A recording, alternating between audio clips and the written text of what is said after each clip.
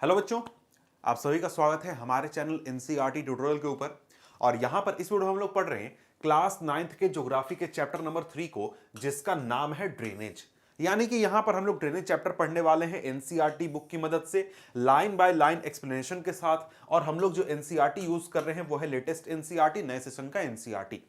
तो आइए इस चैप्टर को शुरू करते हैं। लेकिन एक चीज बता दूं कि ये हमारे सीरीज का नाम है। मतलब क्या? मतलब कि इस नाम से प्लेलिस्ट आपको मिल जाएगा, और इस नाम से प्लेलिस्ट सारे सब्जेक्ट का मिल जाएगा, 9th और 10th का, साइंस एसएसटी के सारे सब्जेक्ट का। और आप सारे चैप्टर्स को देख सकते हैं। इसी प्रकार से लाइन बाय लाइन एक्सप्लेनेशन करके बनाया गया है सारे चैप्टर। ठीक है, अब यहां पर चैप्टर का नाम है हमारा ड्रेनेज। मतलब क्या? मतलब यहां पर हम लोग ड्रेनेज पढ़ने वाले हैं। हिंदी में इस ड्रेनेज को कहा जाता है अपवाह। क्या कहा जाता है? अपवाह कहा जाता है। और यही ड्रेनेज को यहां पर हम समझेंगे, पढ़ेंगे। अब भाई सबसे पहले आपके मन में सवाल आ रहा होगा कि सर ये ड्रेनेज तो हम जान रहे हैं, लेकिन ये ड्रेनेज होता क्या है, किस चीज को हम लोग ड्रेनेज कहते हैं। अब यहां पर आपके चैप्टर को शुरू करते ही यहां पर ड्रेनेज के बारे में बताया गया है। कहता कि the term drainage describes the river system of an area. मतलब कि किसी खास इलाके में, कोई भी इलाका है, उस इलाके में नदी तंत्र कैसा है, पानी वहां से कैसे निकलता है फ्लो करके, वो हमारा क्या होता है? ड्रेनेज होता है। जैसे अगर मैं आपको उदाहरण दिखाऊं तो यहां पर अगर आप इंडिया को देखते हैं तो इंडिया में अगर आप देखें तो आपको कई सारे ड्रेनेज सिस्टम है। जैसे एक ड्रेनेज सिस्टम है हमारा गंगा का ड्रेनेज सिस्टम, फिर है ब्रह्मपुत्र का ड्रेनेज सिस्टम। अब गंगा का ड्रेनेज सिस्टम कहने का क्या मतलब है कि भाई देखो, ये जो पूरा हमारा इलाका है ना, ये जो पूरा यहां से इलाका पूरा देख रहे हो, ये जो येलो कलर में तुम्हें दिख रहा है, इस पूरे इलाके में जो भी बारिश होती है, जो भी पानी यहां पर जमा होता है, वो सारा पानी गंगा नदी के थ्रू यहां पर चला जाता है, समुद्र में पहुंच जाता है। मतलब इस इलाके का ड्रेनेज क्या है? ड्रेनेज सिस्टम कौन सा है? गंगा का ड्रेनेज सिस्टम है। इसी प्रकार से तुमको पता होगा कि भाई हमारे देश में ब्रह्मपुत्र नदी भी बहती है। तो ब्रह्मपुत्र नदी यहां से आती है, यहां से आती है, यहां से ऐसे आते आते आते आते फिर यहां पर जाकर हमारे समुद्र में गिर जाती है। मतलब क्या? मतलब ये जो ब्लू इलाका तुम देख रहे हो, ब्लू इलाका किसका ड्रेनेज सिस्टम है? ब्रह्मपुत्र नदी का ड्रेनेज सिस्टम है। मतलब कि इस इलाके में ये जो ब्लू इलाका है, वहां का ड्रेनेज सिस्टम किस नदी के ऊपर बेस्ड है? ब्रह्मपुत्र पर। मतलब क्या? मतलब यहां पर जो भी बरसात होगा, जो भी पानी होगा, वो इसी नदी में जाकर मिल जाएगा, और ये नदी सारे पानी को ला करके समुद्र में मिला देगी। तो यहां पर देखो, यहां पर इस इलाके का ड्रेनेज सिस्टम क्या हुआ भाई? इस इलाके का ड्रेनेज सिस्टम हुआ गंगा का ड्रेनेज सिस्टम, यहां पर हो गया ब्रह्मपुत्र का ड्रेनेज सिस्टम। तो ये ड्रेनेज क्या हुआ? ड्रेनेज अपवाह। मतलब कि किसी खास इलाके में जो नदी तंत्र है वो हमारा ड्रेनेज होता है। जैसे इस इलाके का ड्रेनेज कौन सा है भाई? तो गंगा का ड्रेनेज सिस्टम है। यहां पर कौन सा ड्रेनेज सिस्टम है भाई? तो ब्रह्मपुत्र का ड्रेनेज सिस्टम है। इसी प्रकार से इधर पाकिस्तान के इलाके में और इंडिया के पंजाब, हिमाचल प्रदेश, जम्मू कश्मीर के इलाके को मिलाकर इंडस रिवर का ड्रेनेज सिस्टम बनता है। इसी प्रकार से आपके हर इलाके में एक ड्रेनेज सिस्टम बनता है। मतलब कि जैसे हम पूरे देश के स्तर पर बात कर रहे हैं तो यहां पर गंगा का ड्रेनेज सिस्टम है। लेकिन अगर मैं यहां पर जूम कर दूं और बोलूं कि भाई न्यू दिल्ली जो है, न्यू दिल्ली का ड्रेनेज सिस्टम किस नदी के ऊपर बेस्ड है? तो यमुना नदी के ऊपर बेस्ड है। मतलब न्यू दिल्ली में जो भी पानी बरसता है, जो भी पानी आता है, वो कहां जाके मिल जाता है? यमुना नदी में मिल जाता है। ठीक है, तो यही चीज है कि किसी खास इलाके में हमारा जो भी नदी तंत्र है वही हमारा क्या कहलाता है? वही हमारा ड्रेनेज कहलाता है। ठीक है, उस खास इलाके का ड्रेनेज होता है। ठीक है, यही कहता है the term drainage describe the river system of an area. Look at the physical map. कहां का फिजिकल मैप देखना है? इंडिया का फिजिकल मैप देखना है। कहता है कि you will notice that small streams flowing from different direction come together to form the main river which ultimately drains into a large water body such as a lake or a सी और N ocean. कहता है कि किसी खास इलाके का जब तुम फिजिकल मैप देखोगे तो वहां पर पता चलेगा कि छोटे छोटे स्ट्रीम जो हैं वो निकलते हैं और फिर जाकर एक मेन नदी में जाकर मिल जाते हैं, और वो जो मेन नदी है वो जाकर के फिर समुद्र में मिल जाती है, समुद्र में पानी को पहुंचा देती है। ठीक है, अब यहां पर देखिए तो यहां पर यही तस्वीर मैं आपको फिर से दिखाना चाहता हूं। इसी तस्वीर में यही चीज आपको दिख रहा है कि यहां पर अगर तुम येलो वाला इलाका देखो तो येलो वाला जो इलाका है यहां पर क्या देख रहे हो, यहां पर एक नदी बह रहा है क्या? जी नहीं, एक नदी तो बह नहीं रहा है, बल्कि कई सारी नदियां बह रही हैं। यहां पर आ रहा है हमारा यमुना रिवर, यहां पर आकर के यहां तक, फिर ये हमारा आ रहा है गंगा रिवर, यहां तक आया, ये तो आगे भी गया है। लेकिन इधर से चंबल रिवर है, चंबल में जाकर बानस नदी, बेतवा नदी, यहां पर तमसा नदी, यहां पर सोन नदी, और भी कई सारी नदियां हैं जो कहां मिल रही हैं? गंगा नदी में मिल रही हैं। और गंगा नदी जाकर कहां मिल रहा है? ब्रह्मपुत्र से मिलकर फिर जाकर के आगे हमारे गिर जा रहा है ओशियन में। ठीक है, तो यहां पर अब सोचो कि ये जो यहां पर नदियां बह रही हैं जो कि गंगा में आकर के मिल रही हैं, जैसे कि यहां पर हमारा सोन रिवर बह रहा है, सोन रिवर जाकर के गंगा नदी में मिल रहा है, लेकिन क्या सोन रिवर में कोई और छोटी छोटी नदियां मिलती हैं? जी हां, बहुत सारी नदियां मिलती हैं, जैसे कोयल नदी मिलती है, और भी कई, रिहंद नदी मिलती है, और भी कई सारी नदियां हैं जो जाकर के सोन में गिरती हैं। अब यहां पर देखो, तुम सोचो कि जो सोन नदी में गिरने वाली छोटी नदी है उसमें भी कई सारे स्ट्रीम गिरते हैं। जी हां, बिल्कुल गिरते हैं। तो यहां पर बात है ना कि यहां पर पूरे इलाका में, ये जो पूरा इलाका मैं तुम्हें दिखा रहा हूं, इस इलाके में जो भी बरसात हो रही है, जो भी पानी आ रहा है, वो इस पूरे एक तंत्र के जरिए, एक सिस्टम के जरिए एक जगह पर एक नदी में, गंगा नदी में जमा होता है और ये पानी जाकर के समुद्र में पहुंच जाता है। और यही होता है ड्रेनेज, समझ गए? यही होता है अपवाह, समझ गए? अब यहां पर इसी से जुड़ा हुआ एक शब्द क्या है? एक शब्द है ड्रेनेज बेसिन। अब यहां पर मैंने जो तुम्हें इलाका दिखाया वो इलाका क्या है? गंगा नदी का ड्रेनेज बेसिन है। मतलब क्या हुआ? कहता है कि the area drained by a single river system is called a drainage basin. एक नदी तंत्र का जो इलाका है वो ड्रेनेज बेसिन कहलाता है। मतलब जिस इलाके में पानी का अपवाह, पानी का फ्लो उस नदी के थ्रू होता है तो वो उस नदी का ड्रेनेज बेसिन होता है। मतलब क्या हुआ? मतलब तुम यहां पर नक्शा देख रहे हो, इसमें कई सारी नदियां देख रहे हो जो कि आपको बह रही हैं, कहां पर? समुद्र में जा रही हैं। जैसे यहां पर हमारा चंबल नदी यहां से फ्लो करते हुए आया, जाकर के कहां मिल गया? जाकर के यहां पर गंगा नदी में ये मिल गया, मतलब यमुना में मिला, फिर जाकर के वो गंगा में मिल गया। फिर बानस नदी यहां से गया, यहां से बेतवा नदी, यहां से तमसा नदी, यहां से सोन नदी, ये सारी घग्गर नदी, गंडक नदी, कोसी नदी, यहां पर गंगा नदी तो आ ही रही है, घग्गर नदी, गोमती नदी, सारी नदियां जाकर के कहां मिल रही हैं? गंगा नदी में मिल रही हैं। तो यहां पर तुम देख रहे हो कि इस पूरे इलाके में जो भी पानी बरस रहा है, जो भी पानी अवेलेबल है, वो यहां पर फ्लो करके गंगा नदी के थ्रू जाकर के समुद्र में गिरती है। तो ये जो पूरा इलाका है ना, ये पूरा इलाका क्या है? गंगा नदी का ड्रेनेज बेसिन कहलाएगा। मतलब ये इलाका हमारा क्या हो जाएगा? ड्रेनेज बेसिन हो जाएगा। ठीक है, किसका ड्रेनेज बेसिन? गंगा नदी का ड्रेनेज बेसिन। अब यहां पर तुम इसको जरा सा ध्यान दो, थोड़ा सा फोकस करो, तो बोलोगे कि भाई यहां पर तो ये सारी नदियां भी हैं। तो अब देखो यहां पर तुम एक चीज ध्यान दो, यहां पर चंबल नदी बह रहा है भाई। तो चंबल नदी को जरा ध्यान दो कि चंबल नदी यहां से आता है ऐसे, तो चंबल नदी में बानस नदी आकर के मिल रहा है, कुछ और छोटी छोटी नदियां आकर के मिल रही हैं। तो ये जो इलाका है ना, ये छोटा सा इलाका, ये क्या है? ये है चंबल नदी का ड्रेनेज बेसिन। समझ गए? तो यहां पर किसी खास इलाका, मतलब कोई खास इलाका जो कि एक नदी के द्वारा ड्रेन किया जाता है, एक नदी का ड्रेनेज बेसिन होता है। समझ गए? तो यहां पर वही चीज आगे अगर हम लोग कंटिन्यू करते हैं, यही कहता है कि the area drained by a single river system is called a drainage basin. समझ गए? तो यहां पर अगर हम लोग देखें तो आगे कहता है कि a closer observation on a map will indicate that any elevated area such as a mountain or an upland separate two drainage basins such an upland is known as water divide. अब यहां पर आपको कहा जा रहा है कि भाई वाटर डिवाइड के बारे में पढ़िए। वाटर डिवाइड क्या होता है? वाटर डिवाइड एक प्रकार का पहाड़ हो सकता है या फिर ऊंचा जमीन हो सकता है जो कि दो ड्रेनेज बेसिन को आपस में डिवाइड करता है। जैसे एक तस्वीर तो आपके किताब में ही यहां पर दी गई है, काफी अच्छी तस्वीर है कि देखो यहां पर क्या हुआ, एक इलाका है ये और दूसरा ये इलाका है। इस इलाके में जो भी पानी बरस रहा है वो जाकर के एक नदी में मिल रहा है, बड़ी सी नदी है जिसमें जाकर के ये मिल जा रहा है। तो बड़ी सी नदी में जाकर के मिल रहा है, तो ये पूरा क्या बन गया, ये पूरा इलाका एक ड्रेनेज बेसिन बन गया। ठीक है, इसी प्रकार से ये इलाका है जहां पर जो भी पानी बरस रहा है, ये पानी बरस करके जमा होकर के यहां पर आ रहा है और फ्लो कर रहा है, तो ये दूसरा हमारा ड्रेनेज बेसिन हुआ। अब इन दोनों ड्रेनेज बेसिन में आपको डिफरेंस क्यों है, ये अलग अलग क्यों है?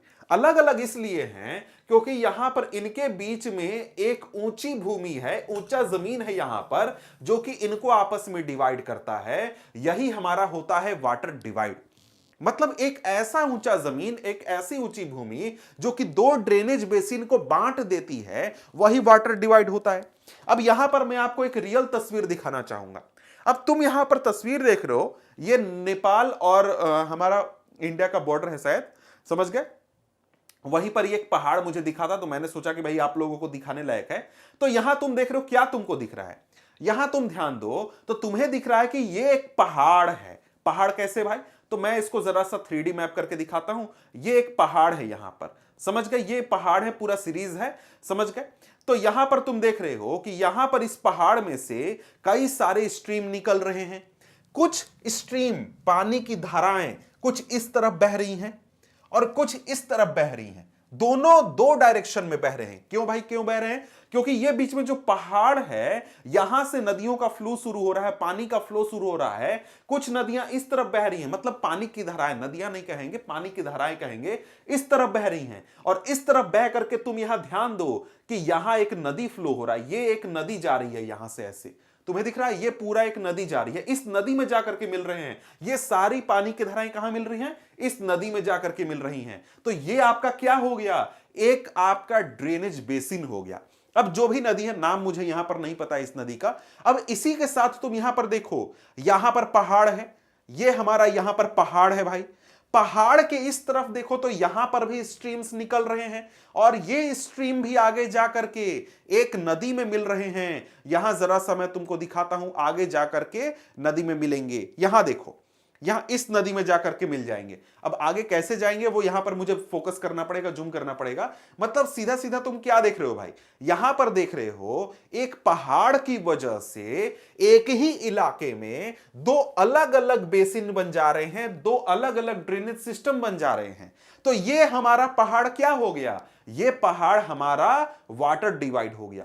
ये पहाड़ क्या हो गया? वाटर डिवाइड हो गया। यहां से देखो, ये पूरा ऐसे पहाड़ आगे तक गया है, ठीक है? यहां पर आपको अलग रिवर सिस्टम हो गया, यहां पर इधर पानी का फ्लो अलग डायरेक्शन में है, यहां पर ये हमारा वाटर डिवाइड है। क्लियर बात है भाई? यही चीज हमारा होता है वाटर डिवाइड। अब यहां पर आगे बढ़े तो आगे यहां पर कहता है कि world's largest drainage basin is of the Amazon river. Amazon river जो है उसका ड्रेनेज बेसिन सबसे बड़ा है। क्यों भाई? क्योंकि वो बहुत बड़े इलाके से पानी लेता है।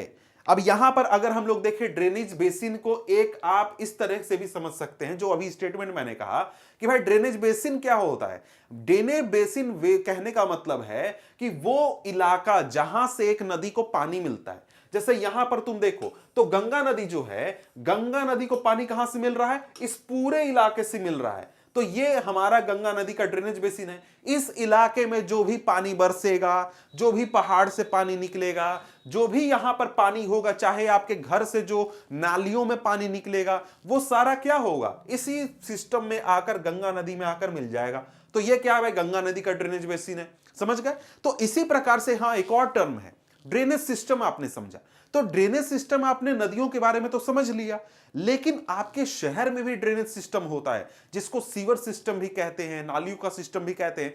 तो हमारे शहर में जो ड्रेनेज सिस्टम होता है वो किस लिए होता है? कि हर मोहल्ले से, हर घर से जो भी पानी निकले उसको नालियों के रास्ते से नदियों तक पहुंचा दिया जाए। और बहुत सारे शहर होते हैं जहां पर पानी को साफ किया जाता है, बहुत सारे शहरों में साफ भी नहीं किया जाता। तो वो जो आप ड्रेनेज सिस्टम आपके शहर में देख रहे हैं कि हर घर से नालियां निकलती हैं, हर घर से गंदा पानी निकलता है, उसको नालियों की मदद से नदी तक पहुंचाया जाता है। वही चीज एक पूरे इलाके के लिए है कि इस पूरे इलाके में जो भी पानी निकलेगा, जो भी पानी आएगा बरसात के माध्यम से या फिर पहाड़ों से बर्फ पिघलकर कुछ भी होकर के, वो इसी सिस्टम के जरिए आगे बढ़ेगा। और यही हमारा ड्रेनेज बेसिन है और ड्रेनेज सिस्टम है, वाटर डिवाइड है। ये सारी चीजें, ये सारे शब्द आप यहां पर समझ गए। तो मैंने इन चीजों को समझाने में थोड़ा ज्यादा मुझे लगता है समय ले लिया, लेकिन ठीक है, आप समझ जाएंगे तो अच्छी बात है, उसमें परेशानी क्या है। ठीक है, अब यहां पर हम लोग पढ़ने वाले हैं इंडिया में ड्रेनेज सिस्टम को। तो यहां पर क्या कहता है कि the drainage systems of India are mainly controlled by the broad relief feature of subcontinent. Accordingly the Indian rivers are divided into two major groups.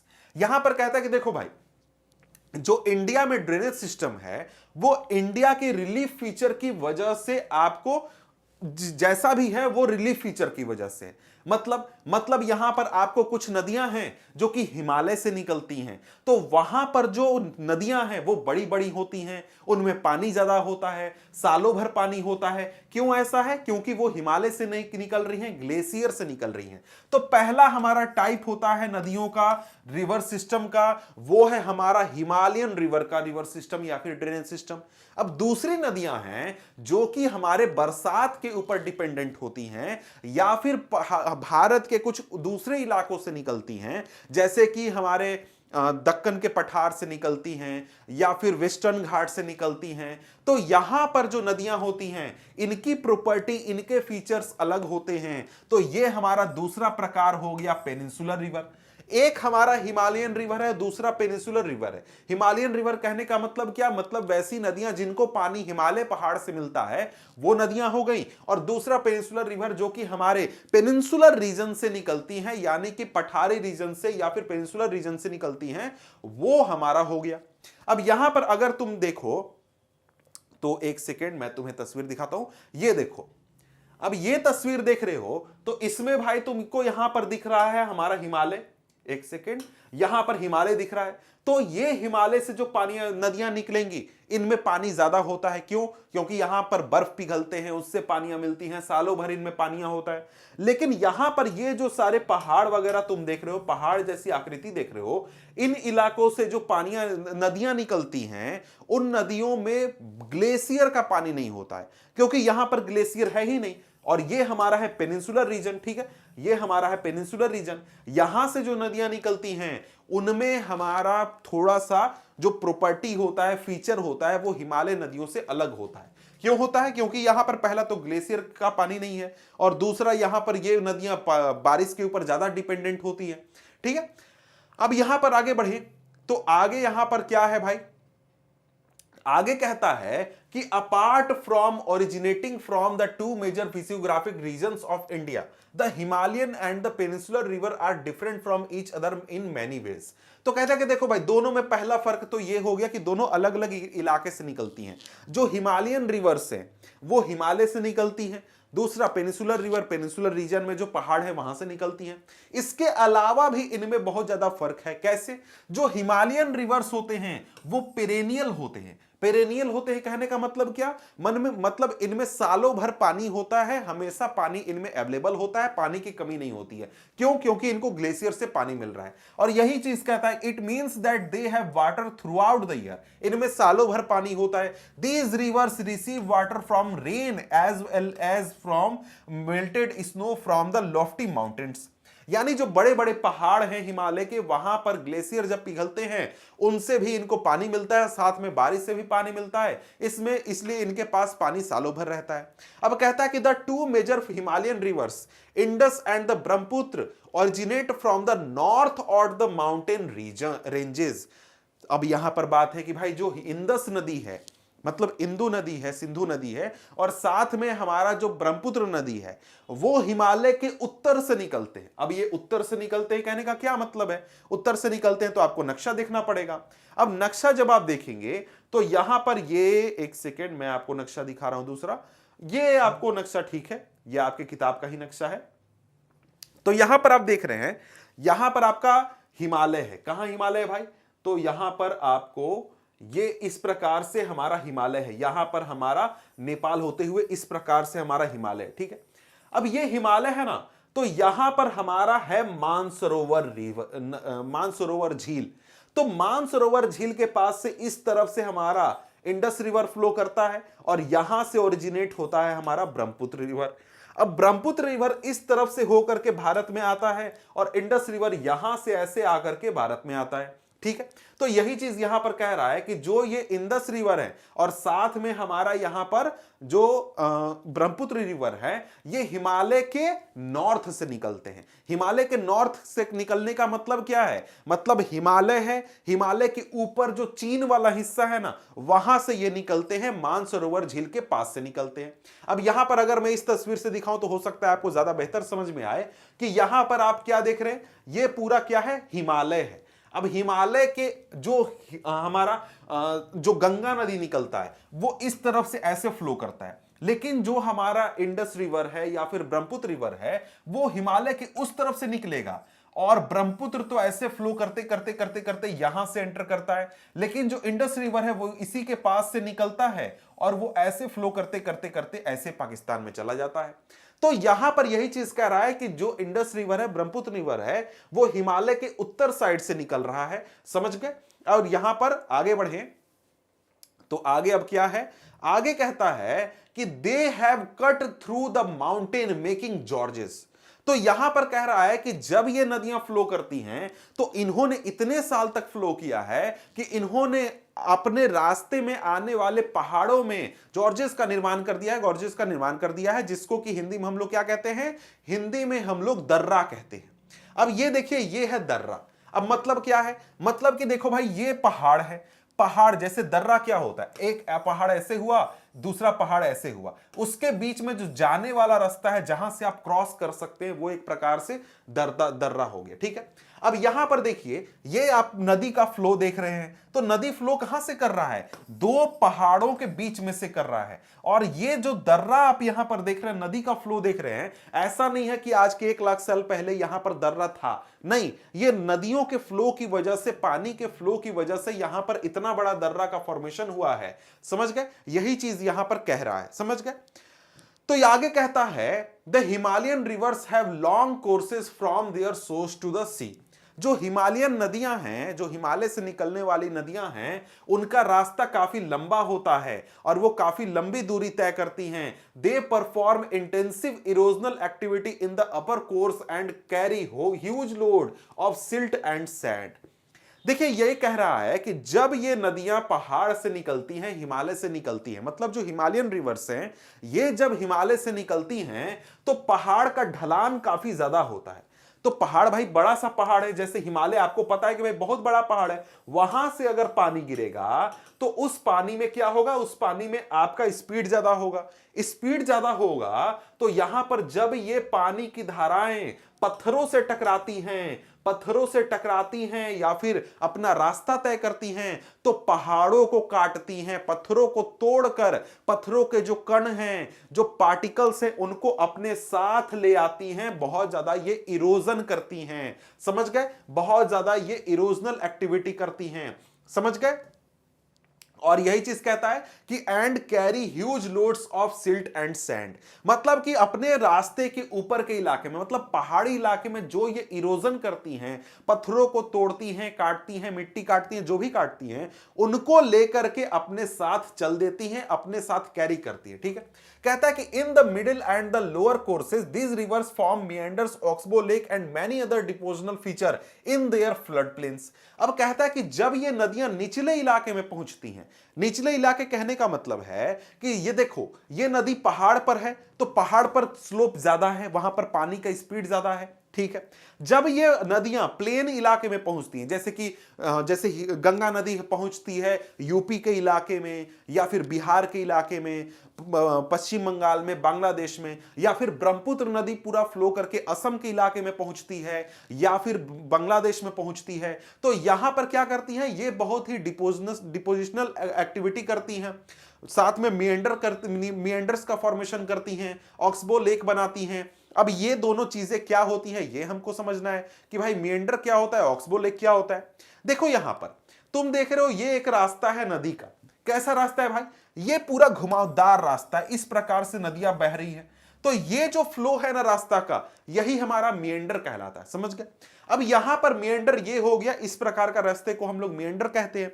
लेकिन यही रास्ता कभी कभी कट जाता है और यहां पर जो ऑक्स होता है, बैल होता है, बैल का खुर होता है, उसके शेप का एक लेक का, झील का निर्माण करती हैं, तो वो हमारा ऑक्सबो लेक होता है। ये कैसे फॉर्मेशन होता है भाई, आगे वैसे पढ़ना है, लेकिन मैं शॉर्ट में बता देता हूं कि देखो ये नदी यहां पर क्या कर रही है, ये नदी फ्लो कर रही है। कैसे फ्लो कर रही है? ऐसे घूम करके जा रही है, ठीक है।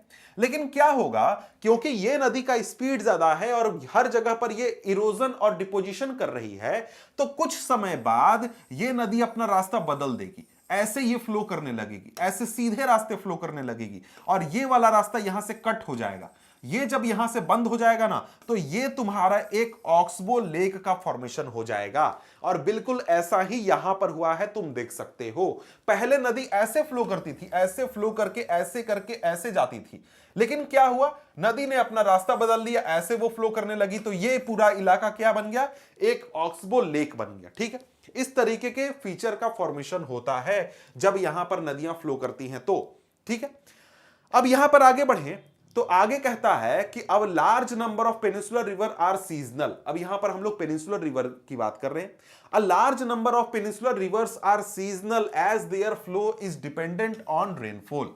हमने बार बार बात किया कि भाई देखो, जो नदियां हमारे पेनिसुलर रीजन से निकलती हैं, वेस्टर्न घाट से निकलती हैं या फिर सेंट्रल हाईलैंड से निकलती हैं, तो यहां पर हमारा बारिश होता है, केवल बारिश होता है। यहां पर तो बर्फ वगैरह है नहीं कि भाई बर्फ पिघलेगा और इनमें नदियों में पानी आ जाएगा, नहीं। तो ये नदियां क्या होती हैं, सीजनल होती हैं। मतलब जिस समय बारिश होता है उस समय इन नदियों में पानी होता है, बारिश नहीं होता है नदियों में पानी नहीं होता है, इसलिए नदियों में पानी कम हो जाता है।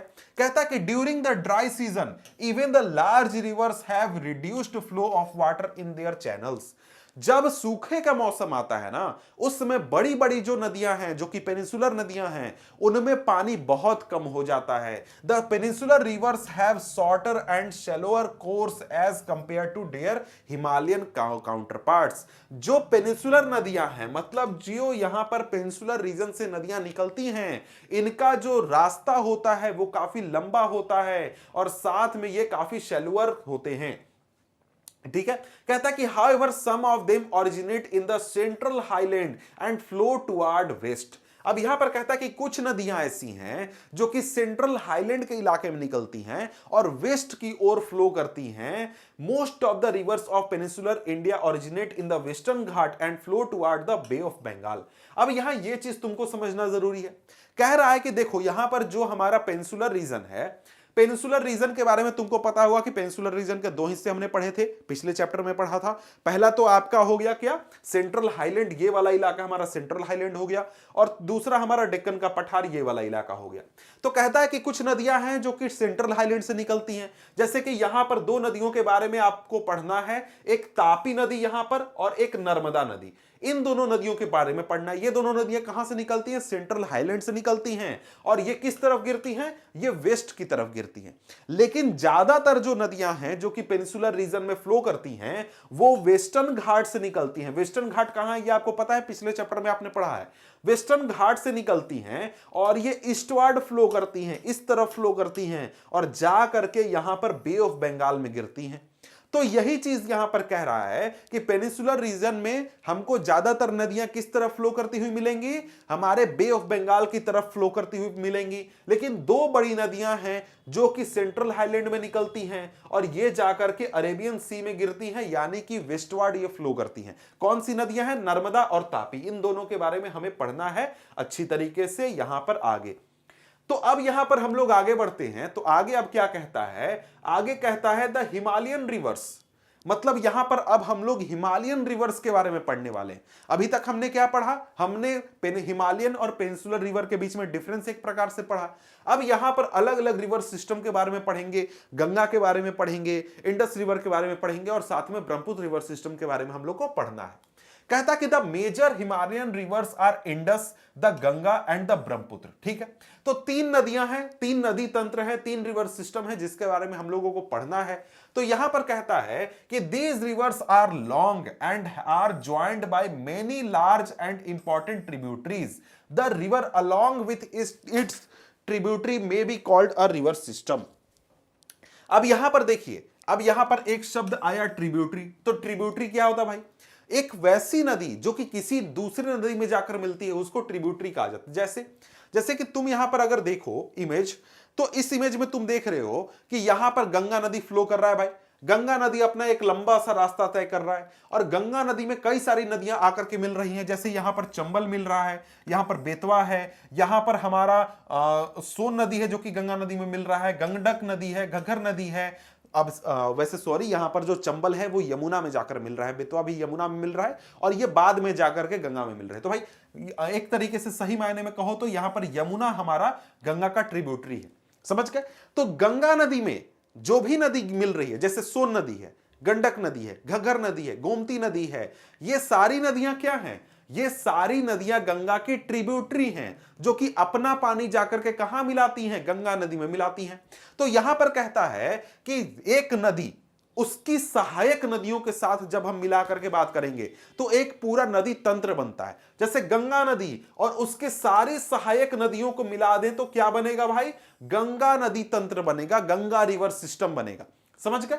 तो यही चीज यहां पर है। अब यहां पर अगर हम लोग देखें, यही चीज लिखा हुआ है कि A river along with its tributary may be called a river system। River system किसको हम कहते हैं? जब एक नदी को उसके सहायक नदियों के साथ मिलाकर बात किया जाए, साथ में मिलाकर पढ़ा जाए, तो वो क्या कहलाएगा? रिवर सिस्टम कहलाएगा। अब यहां पर सबसे पहले हम लोग पढ़ने वाले हैं इंडस रिवर सिस्टम के बारे में, यानी कि जो सिंधु नदी है उसके बारे में पढ़ेंगे और उसकी सहायक नदियों को मिला करके हम बात करेंगे।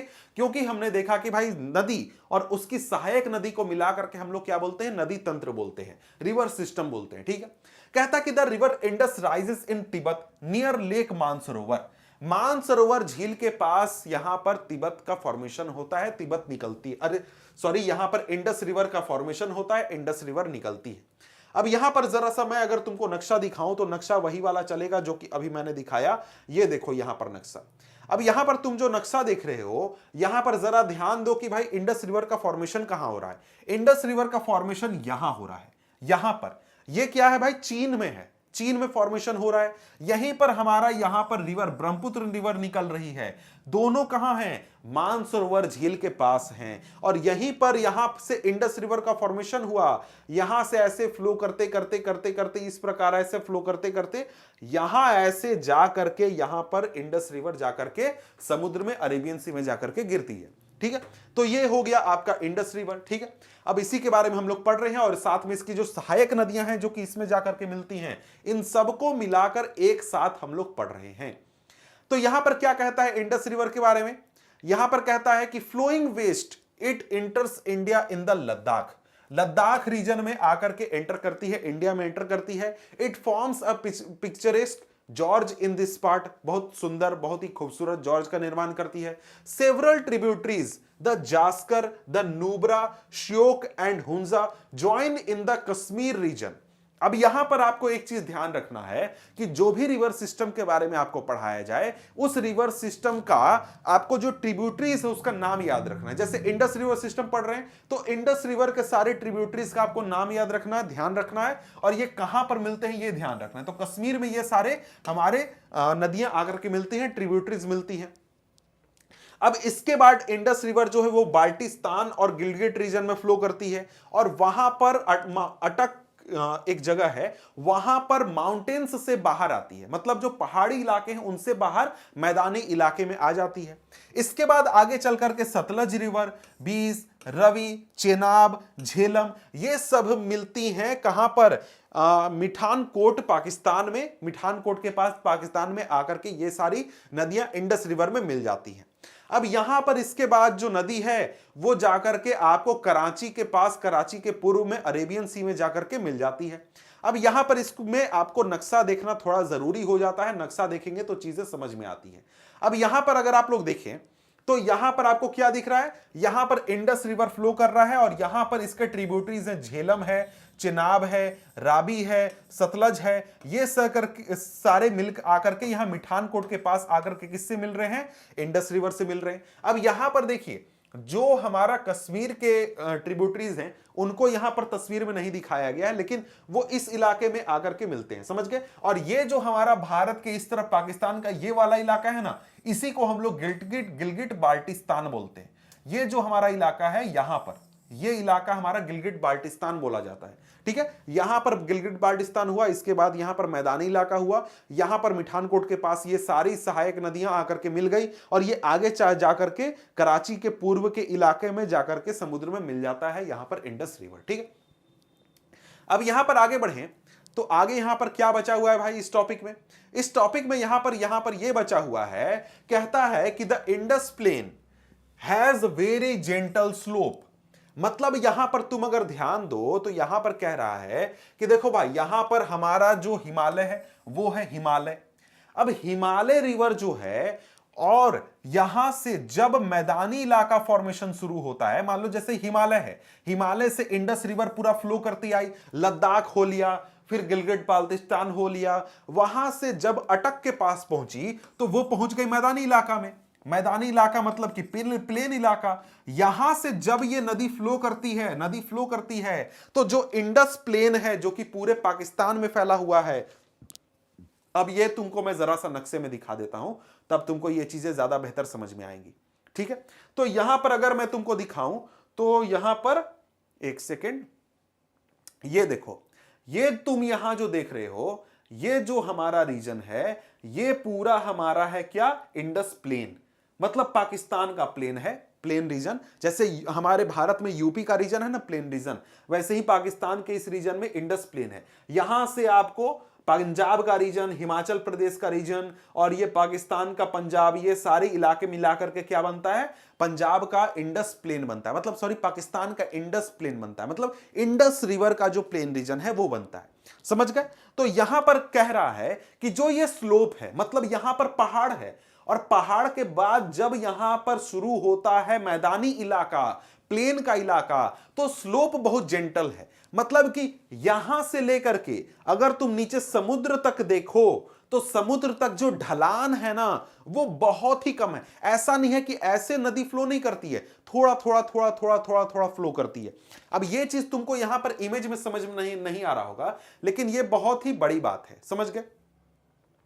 अब यहां पर आगे कहता है कि with a total length of 2900 kilometre the Indus is one of the longest river of the world. A little over a third of Indus basis in located in India, Ladakh, Jammu and Kashmir, Himachal Pradesh and Punjab and the rest in Pakistan.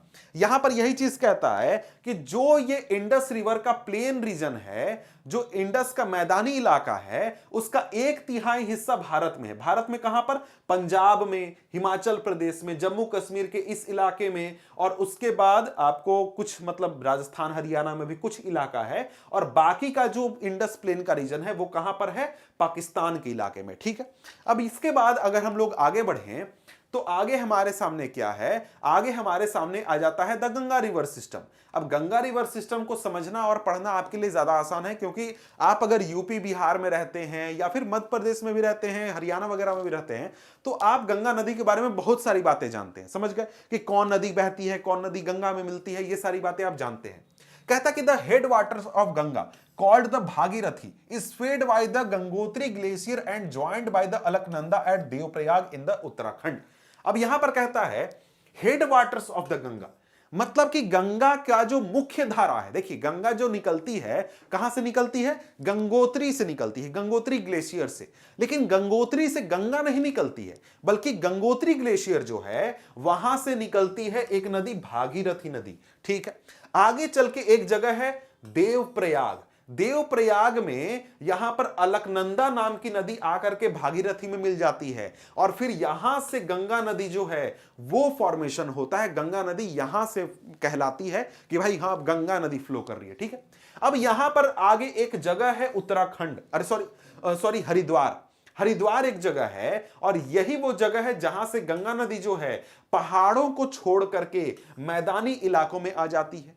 पहाड़ों को छोड़ करके मैदानी इलाका कहने का मतलब क्या है, मतलब कि तुम अगर देखो तो यहां पर हमारा क्या है, यहां पर देखो ये पूरा पहाड़ का इलाका है, यहां तक अगर मैं दिखाऊं तो ये पूरा पहाड़ का इलाका है, यहां तक ऐसे, ये हिमालय पहाड़ है। लेकिन जो हरिद्वार है ना, वो एक तरीके से कह सकते हो कि एग्जिट है, कि पहाड़ों को छोड़ करके अब मैदानी इलाके में पहुंच गए हैं। मैदानी इलाके का मतलब क्या है? मैदानी इलाका तुम पिछला चैप्टर में समझ चुके हो कि एकदम समतल भूमि है, प्लेन भूमि है, जहां पर खेती हो सकता है, पानी एकदम फ्लो कर सकता है। पहाड़ी भूमि का मतलब क्या? पहाड़ का मतलब क्या? ऊबड़ खाबड़ जमीन है, पहाड़ हैं, टीले हैं। तो उस इलाके को, हिमालय को छोड़ करके मैदानी इलाके में कहां पर नदी पहुंचता है? हरिद्वार में। हरिद्वार में पहाड़ों को छोड़ करके, हिमालय को छोड़ करके मैदानी इलाकों में नदी पहुंच जाती है। समझ गए? अब यहां पर आगे बढ़े तो आगे क्या कहता है भाई? आगे यहां पर कहता है कि the Ganga is joined by many tributaries from the Himalaya. अब भाई गंगा नदी में बहुत सारी ऐसी नदियां आकर के मिलती हैं जो कि खुद हिमालय से निकलती हैं। जैसे कि यहां पर उदाहरण के लिए यमुना को जानते हैं हम, घग्गर नदी है, गंडक नदी है, कोसी नदी है। ये सारी नदियां जो हैं, ये सारी खुद में बहुत बड़ी नदियां हैं, क्योंकि इनमें पानी जो आता है वो कहां से आता है? ग्लेशियर से। मतलब कि ये एक प्रकार से हिमालयन रिवर है। और ये जब गंगा नदी में आकर के मिलती है तो गंगा का आकार और भी बहुत बड़ा हो जाता है। समझ गए? आगे कहता है कि the river Yamuna rises from Yamunotri glacier. Yamuna river कहां से निकलता है? यमुनोत्री ग्लेशियर से निकलता है हिमालय में। It flows parallel to the Ganga and as a right bank tributary meets the Ganga at the Allahabad. ये गंगा के पैरेलल में फ्लो करती है और गंगा के पैरेलल में फ्लो करते करते इलाहाबाद में आकर के मिलती है। अब यहां पर देखो, तुम गंगा को देख रहे हो, ये हमारा गंगा रिवर यहां से है, गंगा रिवर ऐसे फ्लो करके ऐसे आ रहा है, ठीक है। तो ये पॉइंट कौन सा? ये पॉइंट है देवप्रयाग। इसके पहले एक तरफ भागीरथी, एक तरफ अलकनंदा, दोनों का आकर के मिले, यहां से गंगा फॉर्मेशन हुआ। और इसी के पैरेलल में यहां से यमुना रिवर फ्लो कर रही है। यमुना रिवर कहां से निकल रही है भाई? यमुना रिवर यहां से यमुनोत्री ग्लेशियर से निकल रही है और ये फ्लो करते करते करते करते इलाहाबाद में आकर के गंगा में आकर के मिल जाती है। और यहां पर जो हमारा इलाहाबाद में जहां पर गंगा और यमुना नदी मिलती हैं, उसको क्या कहा जाता है? संगम कहा जाता है, ठीक है। अब यहां पर ऐसा माना जाता है कि पहले एक और नदी, सरस्वती नदी भी फ्लो करती थी, जो कि यहीं आकर के मिलती थी। लेकिन आज के समय में उस नदी के बारे में वैसे ही कोई जानकारी हमें है नहीं, ठीक है। तो यहां पर यही चीज है कि यमुना जो है वो राइट बैंक, मतलब इस तरफ से फ्लो करती है और आकर के यहां पर मिलती है, ठीक है। अब इसके बाद आगे बढ़े तो आगे यहां पर क्या कहता है? आगे कहता है कि the Ghaggar, Gandak and Kosi rises in Nepal Himalaya. अब यहां पर जो हिमालय की सहायक नदियां हैं, घग्गर, गंडक और कोसी, ये कहां से निकलती हैं? नेपाल हिमालय से। अब भाई नेपाल हिमालय क्या है? यह आपने पिछले चैप्टर में पढ़ा है कि भाई हिमालय का वो हिस्सा जो कि नेपाल में पड़ता है, वो एक प्रकार से शॉर्ट में मैं समझा रहा हूं, वैसे तो पिछले चैप्टर में अच्छे से समझाया है कि यहां से निकलती है घग्गर, गंडक और कोसी। ये आपको एक प्रकार से गंगा नदी में आकर के मिलती है। अब आगे कहता है कि they are the rivers which flood parts of northern plain every year, causing widespread damage to life and property, whereas they enrich the soil for agricultural use. अब यहां पर कहता है कि ये जो नदियां हैं, जो कि घग्गर है, गंडक है, कोसी है, ये अपने रास्ते में बहुत ज्यादा तबाही लेकर के आती हैं जब इनमें पानी ज्यादा होता है। आपने बिहार में सुना होगा कि बिहार में कोसी नदी के कारण बहुत परेशानी होती है। जब कोसी नदी का पानी बढ़ता है तो बहुत सारे इलाके डूब जाते हैं। उसी प्रकार से गंडक नदी भी है, उसकी भी वैसी ही स्थिति है, घग्गर नदी की भी वैसी ही स्थिति है।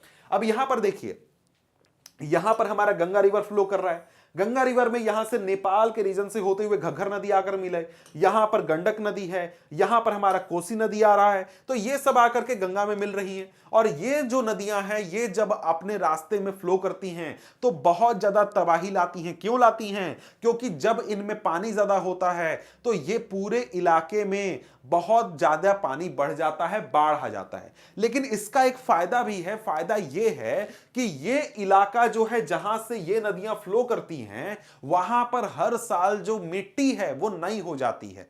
समझ गए? वहां पर क्या होता है? वहां पर सॉइल की क्वालिटी बढ़ जाती है, क्योंकि ये अपने साथ बहुत सारे सॉइल के पार्टिकल्स लेकर के आती हैं और ला करके इस इलाके में छोड़ देती हैं। समझ गए? अब यहां पर आगे देखें तो आगे कहता है कि the main tributaries which come from the peninsular upland are the Chambal, the Betwa and the Son. यानी कि यहां पर सोन नदी के वैसे ट्रिब्यूटरीज जो कि पेनिसुलर रीजन से आते हैं, उनमें मुख्य कौन से हैं? तो पहला चंबल है, बेतवा है और तीसरा सोन है। अब यहां पर देखिए तीन प्रकार के आपको गंगा के ट्रिब्यूटरीज की बात की गई। पहला तो आपको बात किया गया कौन सा, पहला बात किया गया यमुना रिवर के बारे में, यमुना घग्गर गंडक कोसी, घग्गर गंडक कोसी तो दूसरा है, यमुना रिवर के बारे में बात किया। दूसरा नेपाल हिमालय से निकलने वाला घग्गर गंडक कोसी के बारे में बात किया, इनकी प्रॉपर्टीज बात हुई। इसके बाद तीसरा यहां पर बात किया गया कि भाई जो गंगा नदी है उसके पेनिनसुलर रीजन से निकलने वाले जो ट्रिब्यूटरीज है वो कौन से हैं, चंबल है, बेतवा है और सोन है। और ये कहां से निकलते हैं, सेमी एरिड रीजन से निकलते हैं, इनका रास्ता काफी छोटा है, इनमें ज्यादा पानी नहीं होता है, ये सारी चीजें हैं। अब ये कहां मिलती हैं आकर के, तो यहां पर जरा सा नक्शे को देख लेते हैं। नक्शे को अगर देखें तो यहां पर अगर आप देखें तो देख सकते हैं एक आपका यहां पर चंबल है, बेतवा है, सोन है, यहां पर आप इस प्रकार से देख सकते हैं जो कि यहां पर हमारे सेंट्रल हाईलैंड के रीजन से निकलते हैं। ठीक है, अब यहां पर अगर हम लोग आगे बढ़ते हैं तो आगे हमारे सामने क्या है, आगे यहां पर यहां पर है enlarge with the water from its right and left bank tributaries the Ganga flow eastward till Farakka in West Bengal. कहता कि भाई देखो भाई यहां पर ट्रिब्यूटरीज जो थी वो बहुत सारा पानी लेकर के आई, गंगा को बहुत सारा पानी मिल गया और गंगा नदी जो थी वो बहुत बड़ी हो गई। अब यहां पर जब ये आगे फ्लो करती है तो वेस्ट बंगाल में एक जगह है फरक्का, यहां तक फ्लो करती है। अब यहां पर क्या हो जाता है, यहां पर यह होता है कि ये आपको गंगा डेल्टा का नॉर्दर्न मोस्ट पॉइंट है। अब यहां से जो नदी है वो दो टुकड़ों में बाइफरकेट कर जाती है, मतलब कि यहां से इसकी एक डिस्ट्रीब्यूटरी निकलती है जिसको कि कहा जाता है भागीरथी हुगली, समझ गए, हुगली रिवर, ठीक समझ गए। अब यहां पर यह नदी साउथवर्ड फ्लो करके जाकर के बे ऑफ बंगाल में मिल जाती है और साथ में जो मुख्य धारा है वो जाकर के बांग्लादेश में ब्रह्मपुत्र नदी से ज्वाइन कर जाती है। अब इस चीज को थोड़ा सा समझना होगा। अब यहां पर देखिए, यहां अगर आप आए तो इस नक्शे को देखें तो यहां पर आप क्या देख रहे हैं कि यहां पर आपको ये जो लोकेशन है, ये लोकेशन ये क्या है, यही है फरक्का। यहां पर क्या हुआ, गंगा नदी पूरा फ्लो करते हुए आई, सारी नदियों का पानी लेकर के यहां पर आई, ये फरक्का जगह हुआ। ठीक है, यहां पर क्या हुआ, गंगा नदी की एक डिस्ट्रीब्यूटरी निकल जाती है। अब डिस्ट्रीब्यूटरी क्या होता है भाई, ट्रिब्यूटरी का मतलब क्या, जो नदी आ करके किसी दूसरी नदी में गिरे, जैसे सोन नदी आ करके गंगा नदी में गिर रही है तो सोन नदी क्या है, एक ट्रिब्यूटरी है, सोन गंगा की ट्रिब्यूटरी है। लेकिन यहां पर हुगली रिवर जो है वो गंगा नदी से निकल रहा है और गंगा नदी से निकल करके वो जाकर के समुद्र में मिल रहा है। तो ये हुगली रिवर को पानी कहां से मिल रहा है, गंगा नदी से मिल रहा है। तो हुगली रिवर क्या है, एक डिस्ट्रीब्यूटरी है, समझ गए। और यहां पर फरक्का में गंगा नदी क्या हो जाती है, बाइफरकेट कर जाती है। एक आपका ये रीजन हो गया, ये नदी हो गया हुगली, और दूसरा मेन धारा जो है वो जा करके बांग्लादेश में यहां पर मिल जाती है हमारे ब्रह्मपुत्र रिवर के साथ, और फिर आगे जाकर के समुद्र में मिल जाती है, समझ गए। और ये जो पूरा रीजन है ना, इस पूरे रीजन को कहा जा रहा है गंगा डेल्टा, और यही कहा जा रहा है कि फरक्का जो है गंगा डेल्टा का शुरुआती पॉइंट है, समझ गए। डेल्टा क्या है ये तो आपको पता ही होगा। ठीक है, अब यहां पर आगे बढ़े तो आगे यहां पर क्या कहता है, this is the northern most point of the Ganga delta, the river bifurcates here, ये तो हम लोग समझ चुके हैं। आगे कहता है कि further downstream it is known as मेघना, मतलब जब आप जाइएगा बांग्लादेश में तो वहां पर इस नदी को मेघना कहा जाता है। This mighty river with waters from the sorry यहां पर जब ब्रह्मपुत्र से मिल जाती है बांग्लादेश, उसके बाद इसको क्या कहा जाता है, मेघना कहा जाता है। ठीक है, आगे कहता है कि this mighty river with waters from the Ganga and the Brahmaputra flows into the bay of Bengal. ये जो नदी है मेघना नदी, जो कि गंगा नदी और ब्रह्मपुत्र नदी के मिलने से बनी है, इसको आगे जाकर के बे ऑफ बंगाल में गिर जाती है। The delta formed by this rivers is known as Sundarban delta. अब यहां पर गंगा नदी के द्वारा जो डेल्टा का फॉर्मेशन होता है और साथ में ये पूरा जो रीजन है जहां पर ब्रह्मपुत्र नदी, गंगा नदी, इसकी वजह से जो डेल्टा का फॉर्मेशन होता है, इसको हम लोग क्या बोलते हैं, सुंदरवन डेल्टा बोलते हैं। अब यहां पर आगे बढ़े तो आगे यहां पर क्या कहता है, the length of the Ganga is over 2500 kilometre. Look at the figure 3.4, can you identify the type of drainage pattern formed by Ganga river system. Ambala is located on the water divide between the Indus and Ganga river system. अब यहां पर अंबाला के बारे में बोलता है कि अंबाला क्या है, वाटर डिवाइड पर लोकेटेड है। मतलब कि भाई देखो इंडस रिवर सिस्टम है, इधर गंगा रिवर सिस्टम है, उसके बीच में कोई एक ऊंचा सा इलाका है, उस ऊंचे इलाके पर लोकेशन कौन क्या है भाई, अंबाला है। ठीक है, कहता कि the plain from Ambala to the Sundarban stretch over nearly 1800 kilometer, but fall in its slope is hardly 300 meter. In other words, there is a fall of just 1 meter for every 6 kilometer. Therefore, the river develop large meanders. अब यहां पर कह रहा है कि देखो अंबाला क्या है, वाटर डिवाइड पर लोकेटेड है।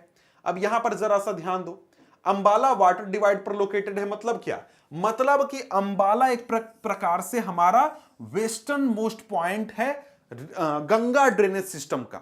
मतलब कि अंबाला के उस तरफ का पानी आकर के गंगा में नहीं गिरेगा, अंबाला के उस तरफ का पानी जाकर के कहां गिरेगा, इंडस रिवर में गिरेगा। समझ गए? तो अंबाला के इस तरफ का पानी यहां पर गंगा रिवर सिस्टम में आकर के मिल रहा है, यानी गंगा नदी में आकर के मिल रहा है। कहता है कि देखो अंबाला, तुम देखो यहां पर अंबाला है, अंबाला या फिर उसके पैरेलल जो इलाके हैं, यहां से तुम अगर यहां तक देखो तो जो पूरा डिस्टेंस है वो कितना है भाई, पूरा डिस्टेंस है 1800 किलोमीटर, 1800 किलोमीटर।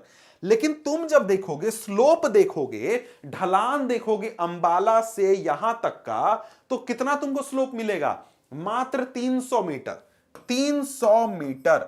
अब 300 मीटर तुमको लग रहा होगा कि बहुत ज्यादा है, लेकिन नहीं है। 1800 किलोमीटर में 300 मीटर का ढलान बहुत कम है। कैसे, तुम सोचो कि 6 किलोमीटर पर 1 मीटर डाउन, 1 मीटर, 1 मीटर का मतलब क्या, 1 मीटर का मतलब लगभग 3 फीट हुआ।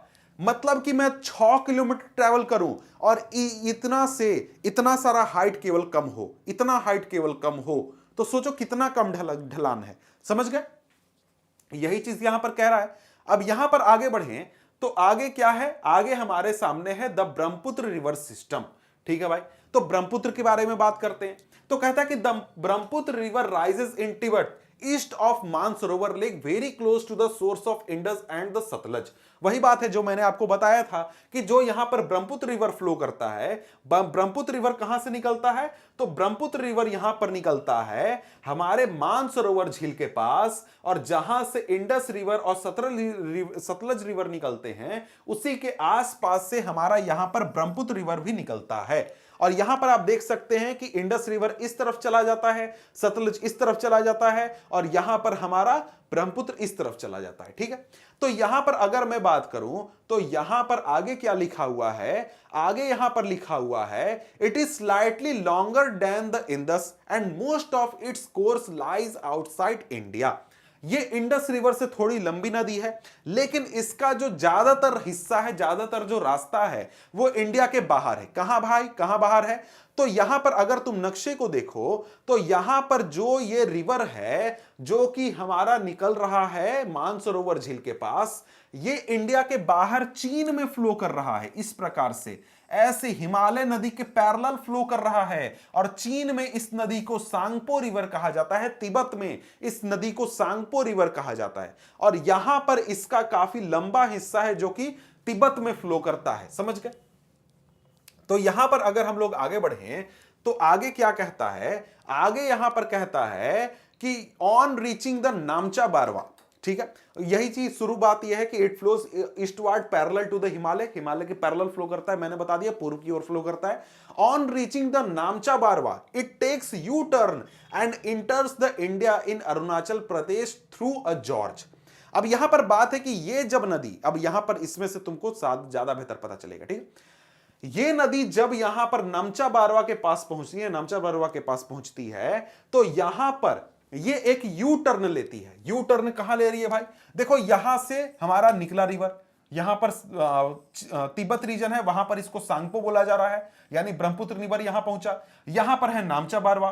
अब नामचा बारवा के पास ये यू टर्न लेती है और यहां पर भारत में एंटर करती है, और भारत में एंटर करती है कौन से जॉर्ज से, यहां पर, अब यहां पर जॉर्ज का नाम नहीं दिया गया है, लेकिन जॉर्ज से एंटर करती है। जॉर्ज क्या होता है यह आपको पता है, जॉर्ज से एंटर करती है और इस इलाके में इस रिवर को क्या कहा जाता है, दिहांग कहा जाता है। ठीक है, अब यहां पर क्या है कि यहां पर कुछ नदियां हैं जो कि आकर के मिलती हैं इस नदी से, जैसे लोहित नदी मिलती है, दिबांग नदी मिलती है, और भी कई सारी नदियां हैं जो कि आकर के यहां पर मिलती हैं। और यहां पर यही चीज कहता है, it is called the Dihang and it is joined by the Dibang, Lohit and many other tributaries to form the Brahmaputra in Assam. तो जब इसमें सारी नदियां इसकी ट्रिब्यूटरीज मिल जाती हैं और इसमें पानी बहुत आ जाता है, तब आसाम में इसको ब्रह्मपुत्र नदी हम लोग कहते हैं। समझ गए? अब इसके बाद आगे है कि यहां पर यही चीज है कि तिब्बत में किस प्रकार से नदी फ्लो करती है, यह पहले आपको समझना है। तो तिब्बत में ये जो नदी है ना, इसमें पानी बहुत कम होता है और इसमें बहुत कम सिल्ट होता है, मतलब इसमें गंदगी वगैरह नहीं होती है, गाद नहीं होता है, मिट्टी के कण नहीं होते हैं। क्यों भाई? क्योंकि तिब्बत जो है वो एक कोल्ड और ड्राई एरिया है। और जब यहां पर इंडिया में ये नदी पहुंचती है, जब यू टर्न लेकर के इंडिया में पहुंचती है, तो इस इलाके में यहां पर जो बारिश है वो बहुत ज्यादा होता है। मतलब जब इंडिया में पहुंचा अरुणाचल प्रदेश के इलाके में, तो उस इलाके में बारिश बहुत ज्यादा होता है, इसलिए वहां पर जो इस नदी के ट्रिब्यूटरीज हैं, सहायक नदियां हैं, वो जब मिलती हैं तो इस नदी में पानी बहुत ज्यादा बढ़ जाता है और यहां पर बहुत ज्यादा मात्रा में सिल्ट भी बढ़ जाता है, यानी कि गाद भी बढ़ जाता है। समझ गए?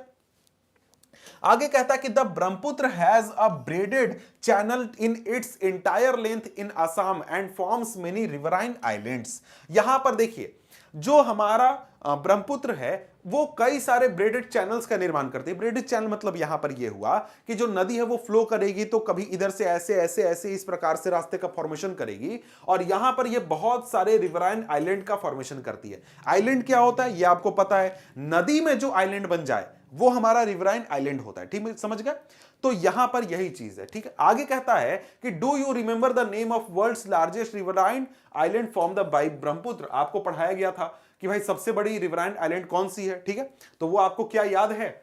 आगे देखें तो आगे यहां पर कहता है कि every year during the rainy season the river overflows it bank causing widespread devastation due to flood in Assam and Bangladesh. जब बारिश का सीजन आता है तो इस नदी में पानी बहुत बढ़ जाता है, इसलिए बहुत ज्यादा डिवास्टेशन भी होता है और कहां पर, आसाम में भी होता है, बांग्लादेश में भी होता है। अब यहां पर देखें, इंडियन रिवर के दूसरे जो नदियां हैं उसके कंपैरिजन में जो ब्रह्मपुत्र नदी है, इस नदी में बहुत ज्यादा डिपॉजिट होता है सिल्ट का। मतलब कि ये नदी जब फ्लो करती है तो अपने साथ बहुत ज्यादा सिल्ट कैरी करती है और अपने बेड में गिरा देती है, मतलब कि अपने नीचे जमीन में ही ये बहुत ज्यादा सिल्ट गिरा देती है। और इस वजह से जो नदी का रिवर बेड है, मतलब कि जो नदी की तलहटी है वो उठ जाता है, मतलब उस वहां पर मिट्टी भर गया, गाद भर गया, तो वो ऊपर की ओर आ जाएगा। इस वजह से ये नदी जो है अपना चैनल बहुत जल्दी जल्दी बदलती है, मतलब अपना रास्ता बहुत जल्दी जल्दी बदलती है। मतलब यहां पर क्या हुआ कि, मतलब मैं अगर आपको यहां पर दिखाऊं तो कोई नदी एक ले लेते हैं, जैसे कि यहां पर अगर ये देखिए ये कोई नदी है, अब जो भी नदी हो मुझे नाम नहीं पता है, कि ये नदी यहां पर फ्लो कर रही है। अब ये नदी फ्लो कर रही है तो ये नदी जब फ्लो कर रही है तो मान लीजिए ये बहुत अपने साथ मिट्टी के पार्टिकल, मिट्टी के कण लेकर के आ रही है और ये जो है अपने रास्ते में ही यहीं पर गिरा दे तो भाई मिट्टी नदी में ही जमा होगा और कई सालों तक गिराते रहे तो जमा होते रहेगा। उससे ये जो इलाका है ये आपको, ये गंगा नदी ही है, चलिए ठीक है, तो ये यहां पर क्या हो जाएगा, बीच में मिट्टी उठ जाएगा। अब नदी को फ्लो करना है तो वो रास्ता अपना बदल लेगी, बगल से फ्लो करने लगेगी। ये चीज होता है यहां पर ब्रह्मपुत्र रिवर के साथ। तो ये चीज हो गया आपका, 3 नदी तंत्र हमने पढ़े, ब्रह्मपुत्र के बारे में पढ़ा हमने, गंगा नदी तंत्र पढ़ा और इंडस नदी तंत्र पढ़ा। ठीक है, तो यहां पर अगर हम लोग देखें तो आगे हमारे सामने टॉपिक है द पेनिनसुलर रिवर, यानी कि पेनिनसुलर इलाके से निकलने वाली जो नदियां हैं उनके बारे में अब यहां पर पढ़ते हैं। आइए, तो यहां पर कहता है कि the main water divide in peninsular India is formed by the western Ghat which runs from north to south close to the western coast. अब यहां पर कहता है कि देखो, अगर पेनिनसुलर रीजन को हम देखते हैं तो वहां पर सबसे मेन जो हमारा वाटर डिवाइड है वो क्या है भाई, वेस्टर्न घाट है। अब वेस्टर्न घाट कहां है ये तो आपको पता है, पिछले चैप्टर में आपने वेस्टर्न घाट को अच्छी तरीके से पढ़ा है। अब लेकिन मैं फिर से आपको दिखा दे रहा हूं ताकि वो चीज आपको थोड़ा रिमाइंड हो जाए। अब यहां पर देखिए, यहां पर अगर आप देखें तो पेनिनसुलर इंडिया आपको दिख रहा है, पेनिनसुलर रीजन दिख रहा है। यहां पर अगर आप देखते हैं तो आपने पिछला ही चैप्टर में पढ़ा है कि ये जो रीजन है ना, ये हमारा है वेस्टर्न घाट। ये एक प्रकार का क्या है, वाटर डिवाइड है। वाटर डिवाइड होने का क्या मतलब हुआ भाई, यहां से इस तरफ आपका अलग स्ट्रीम बनेगा और इस तरफ आपका अलग स्ट्रीम बनेगा, ठीक है। ये तो आप जानते हैं, अभी तुरंत मैंने आपको एग्जांपल के जरिए ये चीज समझाया है, ठीक है। तो यहां पर अगर हम लोग देखें तो यहां पर कहता है कि जो वेस्टर्न घाट है वो क्या है, एक प्रकार का हमारा वाटर डिवाइड है, मोस्ट इंपॉर्टेंट वाटर डिवाइड है हमारे पेनिनसुलर इंडिया का। और यहां पर कहता है कि most of the major river of the peninsula such as the Mahanadi Godavari Krishna and Kaveri flow eastward and drain into the bay of Bengal. यानी कि यहां पर क्या है कि देखो, यहां पर जो most of the major river हैं वो कहां से निकलते हैं, वो हमारे वेस्टर्न घाट से निकलते हैं और ईस्टवर्ड की ओर फ्लो करते हैं और जा करके मिल जाते हैं कहां में, ये जा करके मिल जाते हैं हमारे बे ऑफ बंगाल में।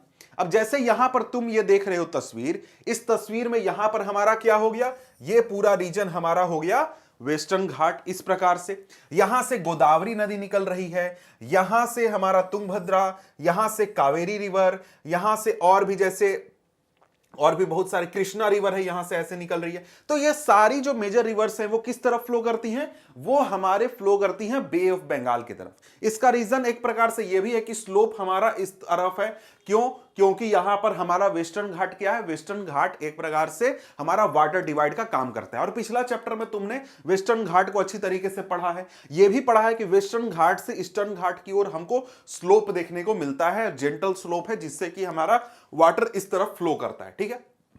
अब यहां पर अगर हम लोग आगे बढ़ें तो यहां पर क्या कहता है, कहता है कि these rivers make deltas at their mouths, there are numerous small stream flowing west of the western Ghat. मतलब यहां पर यह भी चीज है कि देखो, ये जो नदियां हैं जो कि बड़ी बड़ी नदियां हैं जो कि बे ऑफ बंगाल में जाकर गिरती हैं, ये बे ऑफ बंगाल में गिरने समय डेल्टा का फॉर्मेशन करती हैं। डेल्टा क्या है ये आपको पता है, ठीक है। अब यहां पर अगर हम लोग देखें तो यहां पर यह भी कहता है कि बहुत सारी छोटी छोटी नदियां हैं जो कि वेस्टर्न घाट के वेस्ट की ओर फ्लो करती हैं। मतलब वेस्टर्न घाट से अरेबियन सी में गिरने वाली बहुत सारी छोटी छोटी नदियां हैं, उनके बारे में यहां पर हम लोग बात नहीं कर रहे हैं, ठीक है। कहता है कि the Narmada and Tapi are the only long rivers which flow west and make estuaries. यहां पर कहता है कि जो अगर हम देखें इंडिया की नदियां को, पेनिनसुलर नदियां को, उसमें हमारा नर्मदा और तापी दो ऐसी नदियां हैं, दो ऐसी मेजर नदियां हैं जो कि अरेबियन सी में जाकर गिरती हैं और स्ट्यूरीज का फॉर्मेशन करती हैं। अब यहां पर देखो, हमारा तापी रिवर इस प्रकार से फ्लो कर रहा है और यहां से हमारा नर्मदा रिवर फ्लो कर रहा है। दोनों कहां गिर रही हैं, अरेबियन सी में जाकर के गिर रही हैं, मतलब ईस्टवर्ड जाकर गिर रही हैं। तो यह क्वेश्चन बहुत ही ज्यादा पूछा जाता है, लगभग हर स्कूल एग्जामिनेशन में पूछता है कि भाई देखो, दो ऐसी नदियों का नाम बताओ जो कि अरेबियन सागर में गिरती हैं या फिर वेस्टवर्ड फ्लो करती हैं। समझ गए? तो दो नदियां कौन कौन सी हैं, पहला तो तापी हो गया, दूसरा नर्मदा हो गया, ठीक है। अब स्ट्यूरीज का फॉर्मेशन करती हैं। तो भाई ये स्ट्यूरी क्या होता है, स्ट्यूरी क्या होता है ये आपको समझना है। तो स्ट्यूरी समझने के लिए ये तस्वीर आप जरा से देखिए, ये आपका है स्ट्यूरी। अब इसमें आपको क्या दिख रहा है, इसमें आपको दिख रहा है कि यहां पर नदी आकर समुद्र में मिल रहा है, नदी समुद्र में मिल रहा है, तो ये सारे आपको डेल्टा बन रहे हैं, ये पूरा डेल्टा का फॉर्मेशन हो रहा है। यहां पर ये क्या है, एक प्रकार का आइलैंड है, एक प्रकार का हम कह सकते हैं कि बैरियर है। तो यहां पर आपको ये जो वाटर बॉडी है ना, ये पानी का जो हिस्सा है, ये स्ट्यूरी बनता है। स्ट्यूरी एक प्रकार का ऐसा इलाका होता है जहां पर नदियां समुद्र से मिलती हैं और वहां पर समुद्र का पानी और साथ में नदी का पानी आपस में मिक्स होता है, लेकिन वो समुद्र से अगर इधर ब्लॉक्ड इलाके में होता है। मतलब एक प्रकार से कह लो कि नदी और समुद्र के मिलने वाली जगह पर एक प्रकार का छोटा सा लेक जैसा फॉर्मेशन हो जाता है। समझ गए? मतलब ये समुद्र से जुड़ा हुआ है लेकिन पूरी तरीके से नहीं जुड़ा हुआ है, इसमें ब्लॉकेड है एक प्रकार का। समझ गए? तो यहां पर अगर हम लोग आगे बढ़ें, आगे कहता है कि the drainage basins of peninsular rivers are comparatively smaller in size. कहता है कि देखो, जिस प्रकार से हमने गंगा को देखा, इंडस रिवर को देखा, ब्रह्मपुत्र को देखा, उनका ड्रेनेज बेसिन जितना बड़ा था उतना बड़ा हमारे पेनिनसुलर रिवर्स का ड्रेनेज बेसिन नहीं है, ठीक है। अब यहां पर बारी बारी से हम सभी नदियों की बात कर लेते हैं। सबसे पहले आ जाता है नर्मदा बेसिन, यानी कि नर्मदा नदी के बेसिन की हम लोग यहां पर बात करने वाले हैं। कहता है कि the Narmada rises in the Amarkantak hills in Madhya Pradesh, it flows toward the west in the rift valley formed due to faulting. On its way to the sea, the Narmada creates many picturesque locations. The Marble Rock near Jabalpur, where the Narmada flows through a deep gorge, and the Dhuadhar Falls, where the river plunges on steep rock, are some of the notable points. अब यहां पर बात किया है नर्मदा कहां से निकलता है भाई, नर्मदा निकलता है अमरकंटक हिल से, पहला पॉइंट आपको ध्यान में रखना है। दूसरा कहता है कि यह वेस्ट की ओर फ्लो करता है, और वेस्ट की ओर किस प्रकार से फ्लो करता है, रिफ्ट वैली में फ्लो करता है, जो कैसे बना है, फॉल्टिंग के द्वारा बना है। रिफ्ट वैली को हम लोग हिंदी में भ्रंश घाटी कहते हैं, समझ गए। अब यहां पर यह क्या है, इसका मतलब क्या है, देखो ये एक प्रकार का रिफ्ट वैली में बहने वाला नदी है।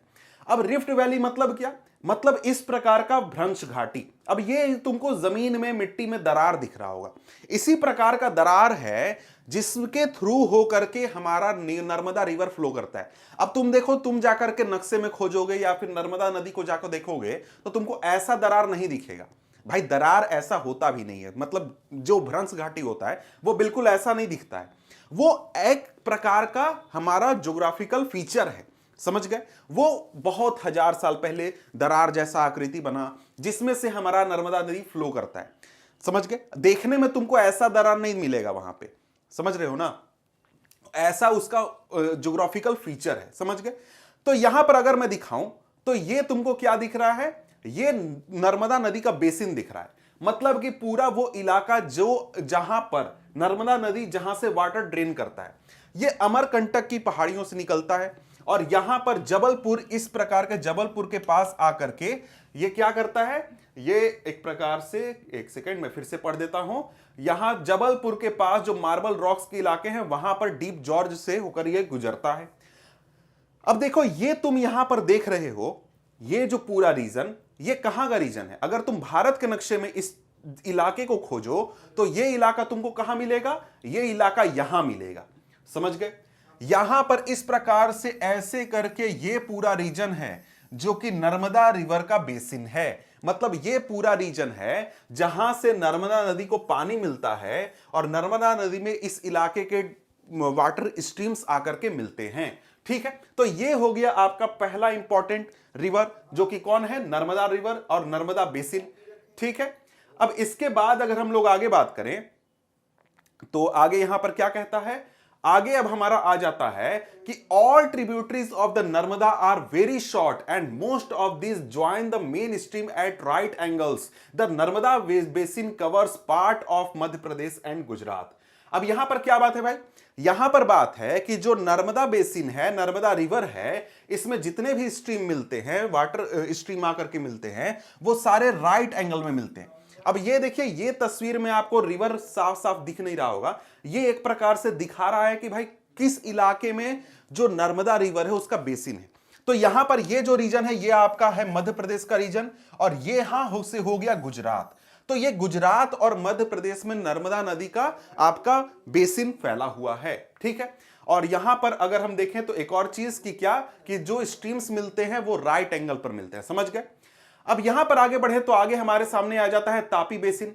तापी रिवर के बारे में भी एक और चीज आपको पता ही है पहले से, कि जो तापी रिवर है वो हमारा जाकर के वेस्टवर्ड फ्लो करता है और जाकर के कहां मिलता है, हमारे अरेबियन सी में जाकर के मिलता है। अब यहां पर है कि Tapi rises in the Satpura ranges. जो तापी रिवर है वो कहां राइज करता है, तो सतपुरा रेंजेस में राइज करता है। और ये कहां है भाई, तो बैतूल डिस्ट्रिक्ट में, मध्य प्रदेश के बैतूल डिस्ट्रिक्ट में ये राइज करता है। It also flows in a rift valley, rift valley में ये भी फ्लो करता है parallel to the Narmada, but it is much shorter in length.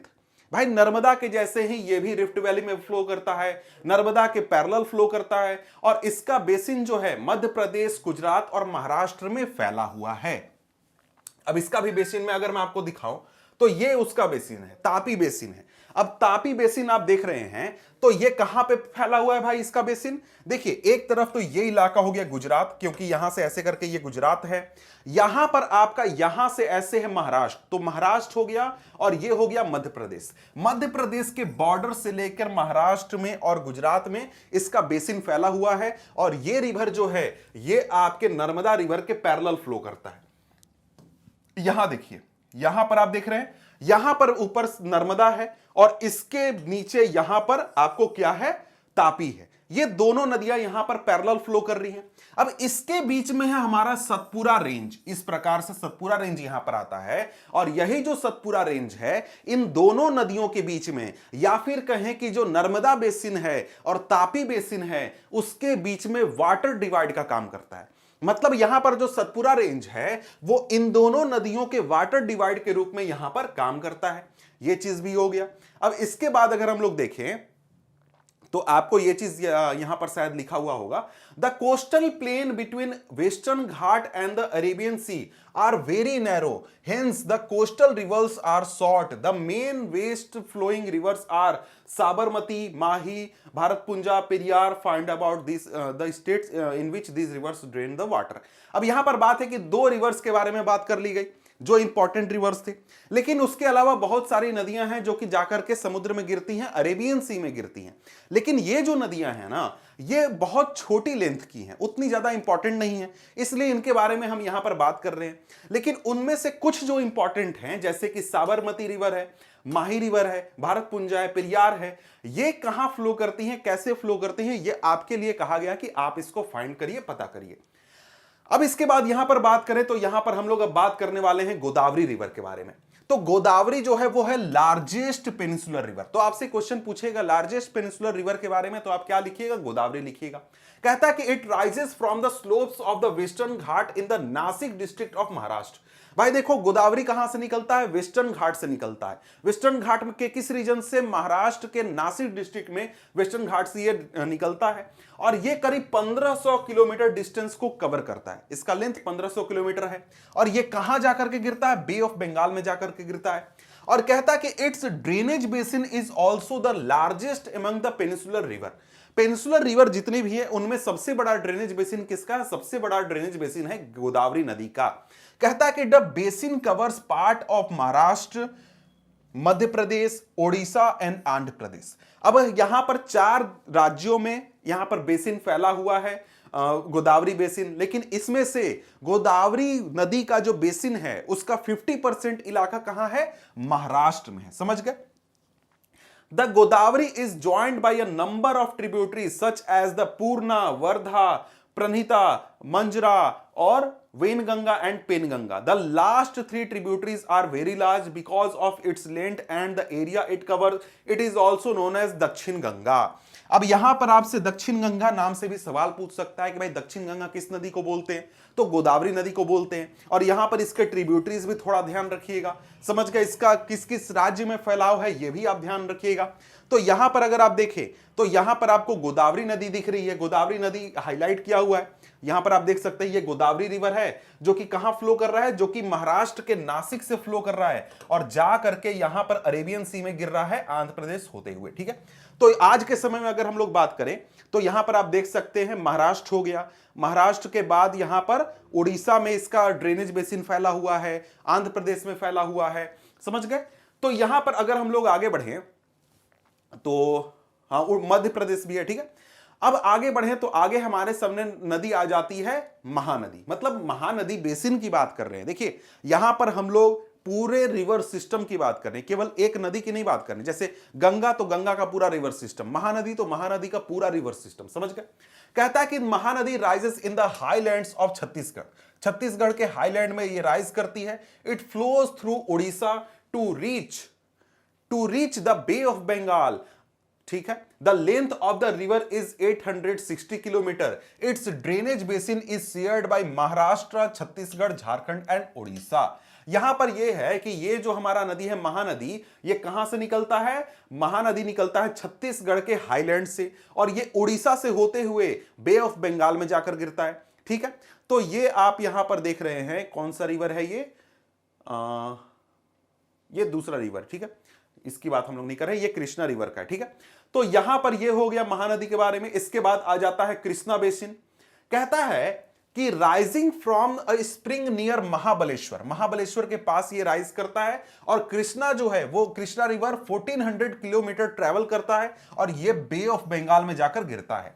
अब इसके ट्रिब्यूटरीज कौन से हैं? तुंगभद्रा, कोयन, घाट प्रभा, मूसी, भीमा, ये कुछ इसके ट्रिब्यूटरीज हैं और इसका ड्रेनेज बेसिन महाराष्ट्र, कर्नाटक और आंध्र प्रदेश में फैला हुआ है। अब यहां पर आप देख रहे हैं कृष्णा का ड्रेनेज बेसिन।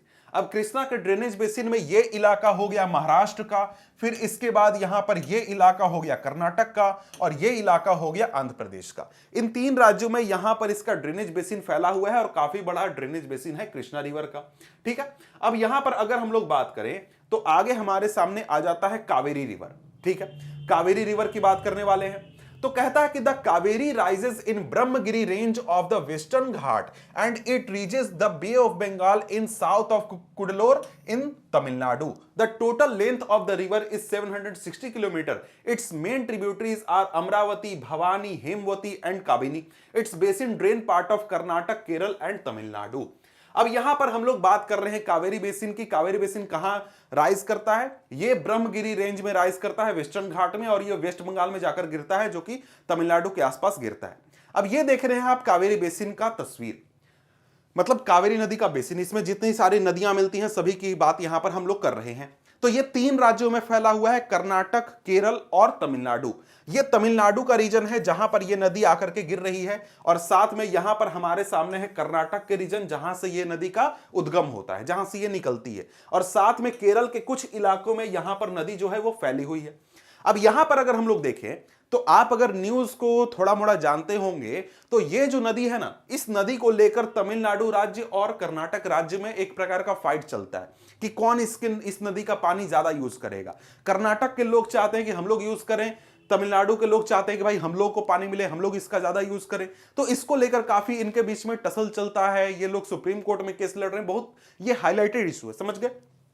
तो ये कहां कहां फैला हुआ है? कर्नाटक में, तमिलनाडु में, केरल में फैला हुआ है। इसका ड्रेनेज बेसिन यहां पर देख सकते हैं। और अगर मैं आपको इसको इंडिया के मैप पर दिखाऊं तो इंडिया के मैप पर यहां पर आप देख सकते हैं, यहां पर है ये कावेरी रिवर। इस प्रकार से ये कावेरी रिवर फ्लो करता है। और यहां पर अगर मैं आपको दिखाऊं तो कृष्णा रिवर भी दिखा देता हूं।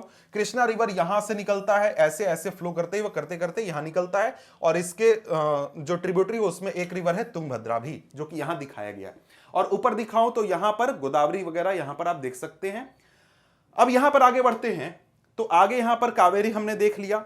अब यहां पर एक और जानकारी दी गई है कि the river Kaveri makes the second biggest waterfall in India known as the Shiva Samudram fall. The hydroelectric power generated from the fall is supplied to Mysore, Bangalore and Kolar goldfield.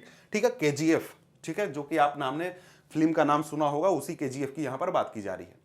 अब यहां पर आगे कहता है कि beside these major rivers there are some smaller rivers flowing toward the east. The Damodar, Brahmani, the Baitarani and the Subarnarekha are some notable example. अब कहता है कि इन चारों पांचों नदियों के बारे में भी पता करिए और इनको पता करके इनके बारे में थोड़ी जानकारी इकट्ठा कीजिए। ठीक है,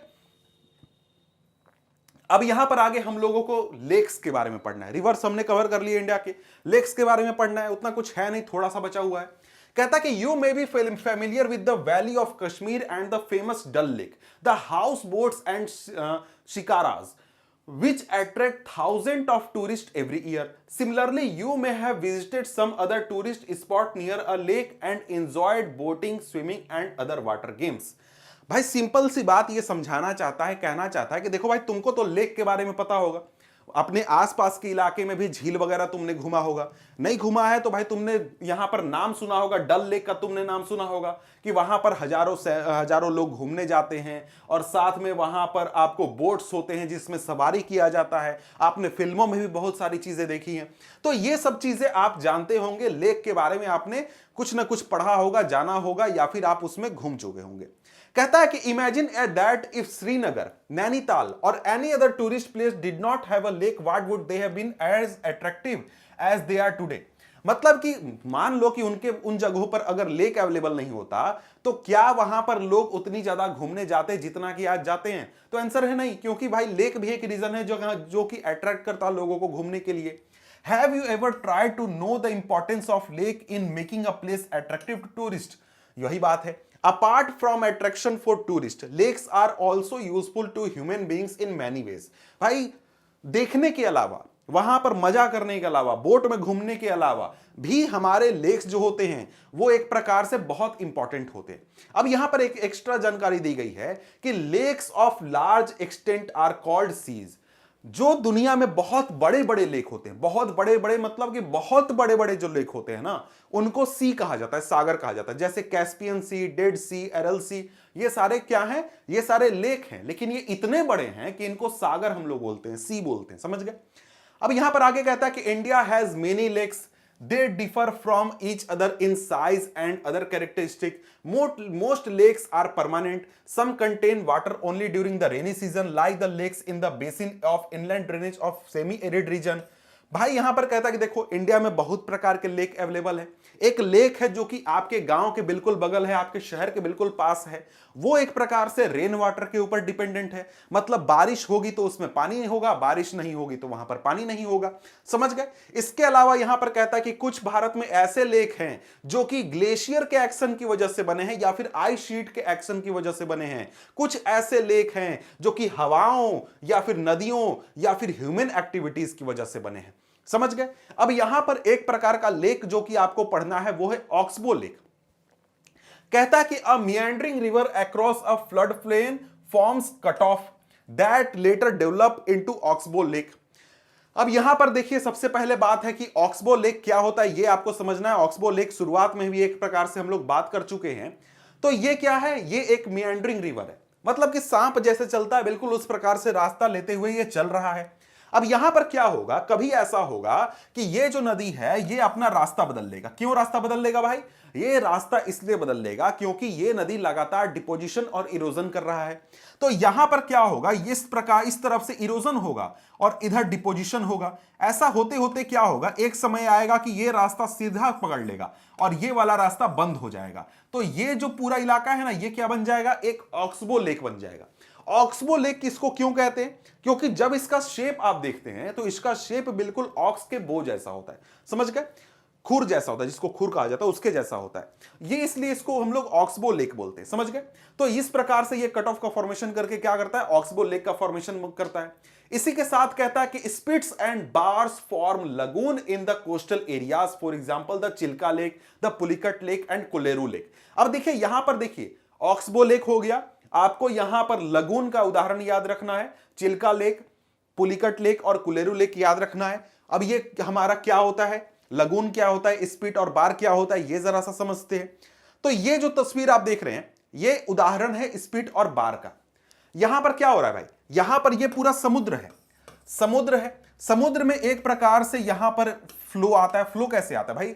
जैसे समुद्र लहरें आती हैं, उसकी वजह से क्या होगा, यहां पर आपको सैंड जमा हो जाएगा या फिर एक प्रकार का बैरियर फॉर्मेशन हो जाएगा, और इस बैरियर के फॉर्मेशन की वजह से यहां पर पानी जमा हो जाएगा। तो ये क्या है? ये हमारा स्पिट है, ये हमारा स्पिट है, ठीक है। और यही जब इस प्रकार से पूरी तरीके से बैन कर देगा, बंद कर देगा, तो यहां पर हमारा क्या बन जाएगा? यही हमारा बार बन जाएगा। इसका रियल वर्ल्ड उदाहरण आप यहां पर देख सकते हैं।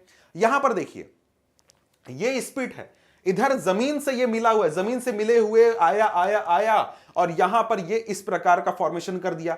इधर से समुद्र दोनों जुड़े हुए हैं, तो क्या है? स्पिट है। मतलब कि गैप है तो स्पिट है, और इस प्रकार से पूरा बंद हो गया और यहां पर पानी जमा हो गया, लेक का फॉर्मेशन हो गया, तो ये क्या हो गया? ये हमारा बार हो गया। और इसी तरीके से हमारा लगून का फॉर्मेशन होता है। लगून के उदाहरण में आपका क्या आ जाएगा? लगून के उदाहरण में आपका आ जाएगा यहां पर हमारा Kolleru lake, Chilika lake, Pulicat lake, ठीक है। कहता है कि lakes in the region of inland drainage are sometimes seasonal. For example Sambhar lake in Rajasthan which is used as a salt water lake, its water is used for producing salt, ठीक है। तो ये बात है कि भाई ये सीजनल होते हैं, जो कि इनलैंड रीजन में होते हैं, जहां पर या तो समुद्र ना हो या तो ग्लेशियर ना हो, तो या क्या होंगे? सीजनल होंगे। पानी होगा तो पानी आएगा, मतलब बारिश होगा तो पानी आएगा, नहीं तो नहीं आएगा, ठीक है। अब आगे कहता है कि most of the fresh water lake are in the Himalayan region, they are of glacial origin. Himalayan region में जो लेक्स पाए जाते हैं वो ग्लेशियर की वजह से बने हैं, और वो क्या है? फ्रेश वाटर लेक है। मतलब उनमें जो पानी मिलता है वो फ्रेश मिलता है, मतलब वो एक प्रकार से यूज के लायक है। समझ गए? कहता कि in other word they formed when glaciers dug out a basin which was later filled with snow melt. मतलब कि ये बने कैसे, तो भाई ग्लेशियर्स के एक्शन की वजह से वहां पर एक प्रकार का हमारा गड्ढा बन गया या फिर हमारा बेसिन बन गया, और उसमें जब पानी भर गया तो वो हमारा क्या बन गया, एक लेक बन गया। कहता है कि the Wular lake in Jammu and Kashmir in contrast is a result of tectonic activity, मतलब प्लेट्स के मूवमेंट की वजह से वुलर लेक बना है। तो ये भी एक प्रकार का, देखिए यहां पर जो जो टाइप्स बताया जा रहा है वो सारे ध्यान रखने। जैसे हमारा वुलर लेक कैसे बना भाई, टेक्टोनिक एक्टिविटी से बना। इसके अलावा हमारा जो साल्ट लेक है उसका उदाहरण है वुलर लेक है। इसके बाद अगर हम लोग बात करें तो लगून का उदाहरण। ये सारे आपको एग्जांपल ध्यान रखने हैं, इसी से क्वेश्चन बनता है इस चैप्टर में, ठीक है। कहता है कि it is the largest fresh water lake in India. Largest fresh water lake कौन है भाई, वुलर लेक है, ठीक है। आगे कहता है कि the Dal lake, Bhimtal, Nainital, Loktal and Barapani are some other important fresh water lake, ठीक है, अच्छी बात है। यहां पर एक लेक का आपको तस्वीर दिया गया है। आगे कहता है कि apart from natural lakes the damming of the river for the generation of hydel power has also led to formation of lakes such as Guru Gobind Singh Bhakra Nangal project. देखिए कहा जा रहा है कि कई बार हम लोग डैम बनाते हैं, या तो पानी को जमा करने के लिए डैम बनाते हैं, या फिर हम लोग डैम बनाते हैं ताकि हम लोग हाइड्रो इलेक्ट्रिसिटी जनरेट कर सकें। तो उस डैम बनाने की वजह से हम लोग एक बड़ा सा लेक बना देते हैं, मतलब पानी बहुत जमा हो जाता है तो वो क्या बन गया, एक प्रकार का लेक बन गया। तो उसका एक उदाहरण है गुरु गोविंद सागर, ठीक है। और ये बना क्यों है, क्योंकि हमने भाखड़ा नंगल प्रोजेक्ट चलाया था, ठीक है, उसके लिए। आगे कहता है कि lakes are of great value to human beings. A lake help to regulate the flow of a river during heavy rains, it prevent flooding and during the dry season it help to maintain and even flow of water. Lakes can also be used for developing hydel power. They moderate the climate of surrounding, maintain the aquatic ecosystem, enhance natural beauty, help develop tourism and provide recreation. अब यहां पर बात है कि यह बताया गया है बेनिफिट ऑफ लेक या फिर लेक्स के यूजेस, क्या फायदा है लेक का। तो ये एक क्वेश्चन के रूप में आप ध्यान रखिएगा। कई सारे पॉइंट है। सबसे पहला पॉइंट क्या है भाई, रिवर के फ्लो को मैनेज करता है। आपको कैसे मैनेज करता है, तो हेवी रेन में फ्लडिंग रोक देता है, ड्राई सीजन में वाटर के फ्लो को मेंटेन रखता है, हाइडल पावर जनरेट करने में यूज हो सकता है, आसपास के क्लाइमेट को कंट्रोल करने में, साथ में एक्वेटिक इकोसिस्टम को हेल्प करता है, नेचुरल ब्यूटी को हेल्प करता है, टूरिज्म को हेल्प करता है, रिक्रिएशन को हेल्प करता है। ये सारी पॉइंट्स आप लिख सकते हैं। अब यहां पर आगे है topic role of rivers in the economy. भाई देखो यहां पर इकोनॉमी में हमारे लिए रिवर्स क्या किस लिए फायदेमंद है, ये बात की जा रही है। कहा जा रहा है कि rivers have been fundamental importance throughout the human history. Water from river is a basic natural resource essential for various human activities. Therefore, river banks have attracted settlers from ancient times. These settlements have now become big cities. Make a list of cities in your state which are located on the bank of river. अब यहां पर कह रहा है कि देखो भाई जो रिवर्स हैं वो शुरुआत से ही, जब से ह्यूमन सिविलाइजेशन आया है तब से बहुत इंपॉर्टेंट रहे हैं। वाटर जो है, नदियों का पानी जो है हमारे लिए एक बहुत ही नेचुरल रिसोर्स के रूप में रहा है, और साथ में यह हमारे लिए बहुत ही एसेंशियल रहा है। और इसी वजह से जो पुराने जमाने में भी लोग थे वो नदियों के किनारे जाकर के बसते थे, नदियों के किनारे गांव शहर बसाते थे और वहीं पर रहते थे। और आज के समय में वही जो गांव शहर हैं वो बहुत बड़े बड़े शहर बन चुके हैं, बहुत बड़े बड़े इंडस्ट्रियल इलाके बन चुके हैं। तो यहां पर यही चीज आपसे कहा जा रहा है। आगे कह रहा है कि using reverse for irrigation, navigation, hydro power generation of special is of special significance, particularly to a country like India where agriculture is the most major source of livelihood of the majority of its population। मतलब भाई हमारे लिए बहुत ही फायदेमंद है। क्यों फायदेमंद है, क्योंकि हम उससे इलेक्ट्रिसिटी ले सकते हैं, उससे हम लोग खेती कर सकते हैं, उससे हम लोग एग्रीकल्चर कर सकते हैं। तो बहुत सारे तरीके के यूजेस हैं हमारे लिए। और हमारे जैसे देश में जहां पर आधे से ज्यादा लोग एग्रीकल्चर करते हैं वहां पर रिवर और भी ज्यादा इंपॉर्टेंट हो जाता है। अब यहां पर चैप्टर का लास्ट टॉपिक है, यह है रिवर पॉपुलेशन। मतलब कि रिवर में रिवर पॉल्यूशन, मैंने पॉपुलेशन बोल दिया, रिवर पॉल्यूशन। तो भाई रिवर पॉल्यूशन कैसे होता है या फिर क्यों होता है, कैसे नुकसान है, ये बातें करते हैं। कहता है कि the growing domestic, municipal, industrial and agricultural demand for water from reverse naturally affect the quality of water. कह रहा है कि देखो भाई हमारा घर में भी बहुत यूज बढ़ रहा है, हमारे म्युनिसिपैलिटी में भी बहुत शहर, मतलब बहुत नए नए शहर बस रहे हैं, लोगों को साफ पानी चाहिए, ये वो बहुत सारी चीजें हैं, इंडस्ट्रीज हैं, एग्रीकल्चर है। इसकी वजह से हम क्या कर रहे हैं, नदियों से पानी ले रहे हैं। अब नदियों से इतना ज्यादा पानी लिया जा रहा है ना कि उससे नदी में पानी का क्वालिटी अफेक्ट हो जाता है, पानी का क्वालिटी फर्क पड़ जाता है। ठीक है, अब आगे बढ़े तो कहता है कि as a result more and more water is being drained out of rivers, reducing their volume. नदियों से हम ज्यादा पानी निकाल रहे हैं, इसलिए नदियों में पानी की कमी हो रही हो, नदियों में जितना पानी फ्लो करना चाहिए उतना पानी फ्लो नहीं कर रहा है। On the other hand a heavy load of untreated sewage and industrial effluent are emptied into the rivers. पानी हम निकाल रहे हैं साफ साफ, लेकिन बदले में हम बहुत सारी गंदगी जाकर के नदी में डाल दे रहे हैं। हमारे घर से, शहर से जो नालियां निकलती हैं उसको हम जाकर के नदी में डाल देते हैं। जो इंडस्ट्रीज चलती हैं उससे जो गंदे निकलते हैं, वेस्ट निकलता है, उसको सीधे बिना ट्रीट किए हुए, बिना साफ किए हुए नदियों में डाल दिया जाता है। कहता है कि this affect not only the quality of water but also the self cleansing capacity of the water. मतलब यहां पर यह है कि देखो, नदियां जो होती हैं उसमें तुम अगर थोड़ा मोड़ा गंदगी डालो ना, तो नदियों में यह कैपेसिटी होती है कि वो पानी को फिल्टर कर दे, पानी को साफ कर दे, कुछ देर के बाद वो पानी क्लीन हो जाएगा। लेकिन आज के समय में हम इतना ज्यादा गंदगी डाल रहे हैं कि जो नदियों की क्लीनिंग कैपेसिटी है वो एक प्रकार से खत्म हो चुकी है, वो उसके लेवल से हम लोग ज्यादा पॉल्यूशन यहां पर कर रहे हैं। कहता है कि given the adequate stream flow the Ganga water is able to dilute and assimilate pollution load within 20 kilometre of large cities. मतलब कहता है कि अगर यहां पर अच्छे से नदी फ्लो करे, गंगा में कोई रुकावट हम लोग ना डालें, तो गंगा में अगर कोई बड़ा शहर है, जैसे दिल्ली शहर है, तो दिल्ली शहर का अगर गंदा पानी हम लोग डाल देते हैं तो 20 किलोमीटर में वो सारा गंदगी साफ कर देगा। गंगा मतलब गंगा नदी जो है वो सारी गंदगी को साफ कर देगी, इतनी उसकी कैपेसिटी है, क्लीनिंग कैपेसिटी। लेकिन आज के समय में जितना अर्बनाइजेशन हो रहा है और जिस हिसाब से इंडस्ट्रियलाइजेशन हो रहा है, उस वजह से यह कैपेसिटी पॉसिबल ही नहीं है, क्योंकि 20-20 किलोमीटर पर तो शहर बसे हुए हैं और इतने बड़े बड़े इंडस्ट्रीज हैं कि वो जब गंदगी डालते हैं तो भाई किसी भी नदी के लिए इसको क्लीन करना, इसको साफ करना पॉसिबल नहीं है। कहता कि the pollution level of many rivers have been rising, बहुत राइज कर रहे हैं। Concern over rising pollution in our rivers led to the launching of various action plan to clean the reverse.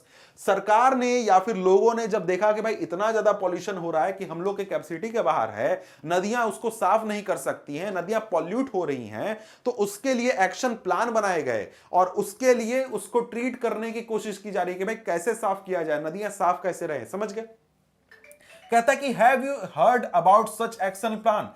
क्या इस प्रकार के किसी एक्शन प्लान के बारे में आपको पता है? How does our health get affected by polluted river water? Think about life of human being without fresh water. Arrange a debate on this topic in class. मतलब कि भाई देखो, कुछ क्वेश्चन आपको दिएगा, इस पर सोचिए, विचारिए, दोस्तों से बात कीजिए कि भाई देखो किस प्रकार से नदी जब गंदा होता है तो उसका प्रभाव हमारे हेल्थ पर क्या होता है, साथ में फ्रेश वाटर हमको ना मिले तो इंसानों का क्या होगा। इस प्रकार के टॉपिक पर आप सोचिए, बात करिए, विचार कीजिए, क्योंकि ये आप अगर सोचेंगे तभी आप पॉल्यूशन वगैरह के बारे में सोचेंगे और सोचेंगे तभी कुछ एक्शन लेंगे। गंदगी को कहीं फेंकने से पहले आप 4 बार सोचेंगे। तो ये सब चीजें आपके सोचने के लिए, समझ गए? तो यहां पर एक प्रकार से देखें तो चैप्टर हमारा खत्म होता है और यहां पर हम लोग अब बढ़ेंगे नेक्स्ट चैप्टर की ओर अगले वीडियो में। तब तक के लिए गुड बाय।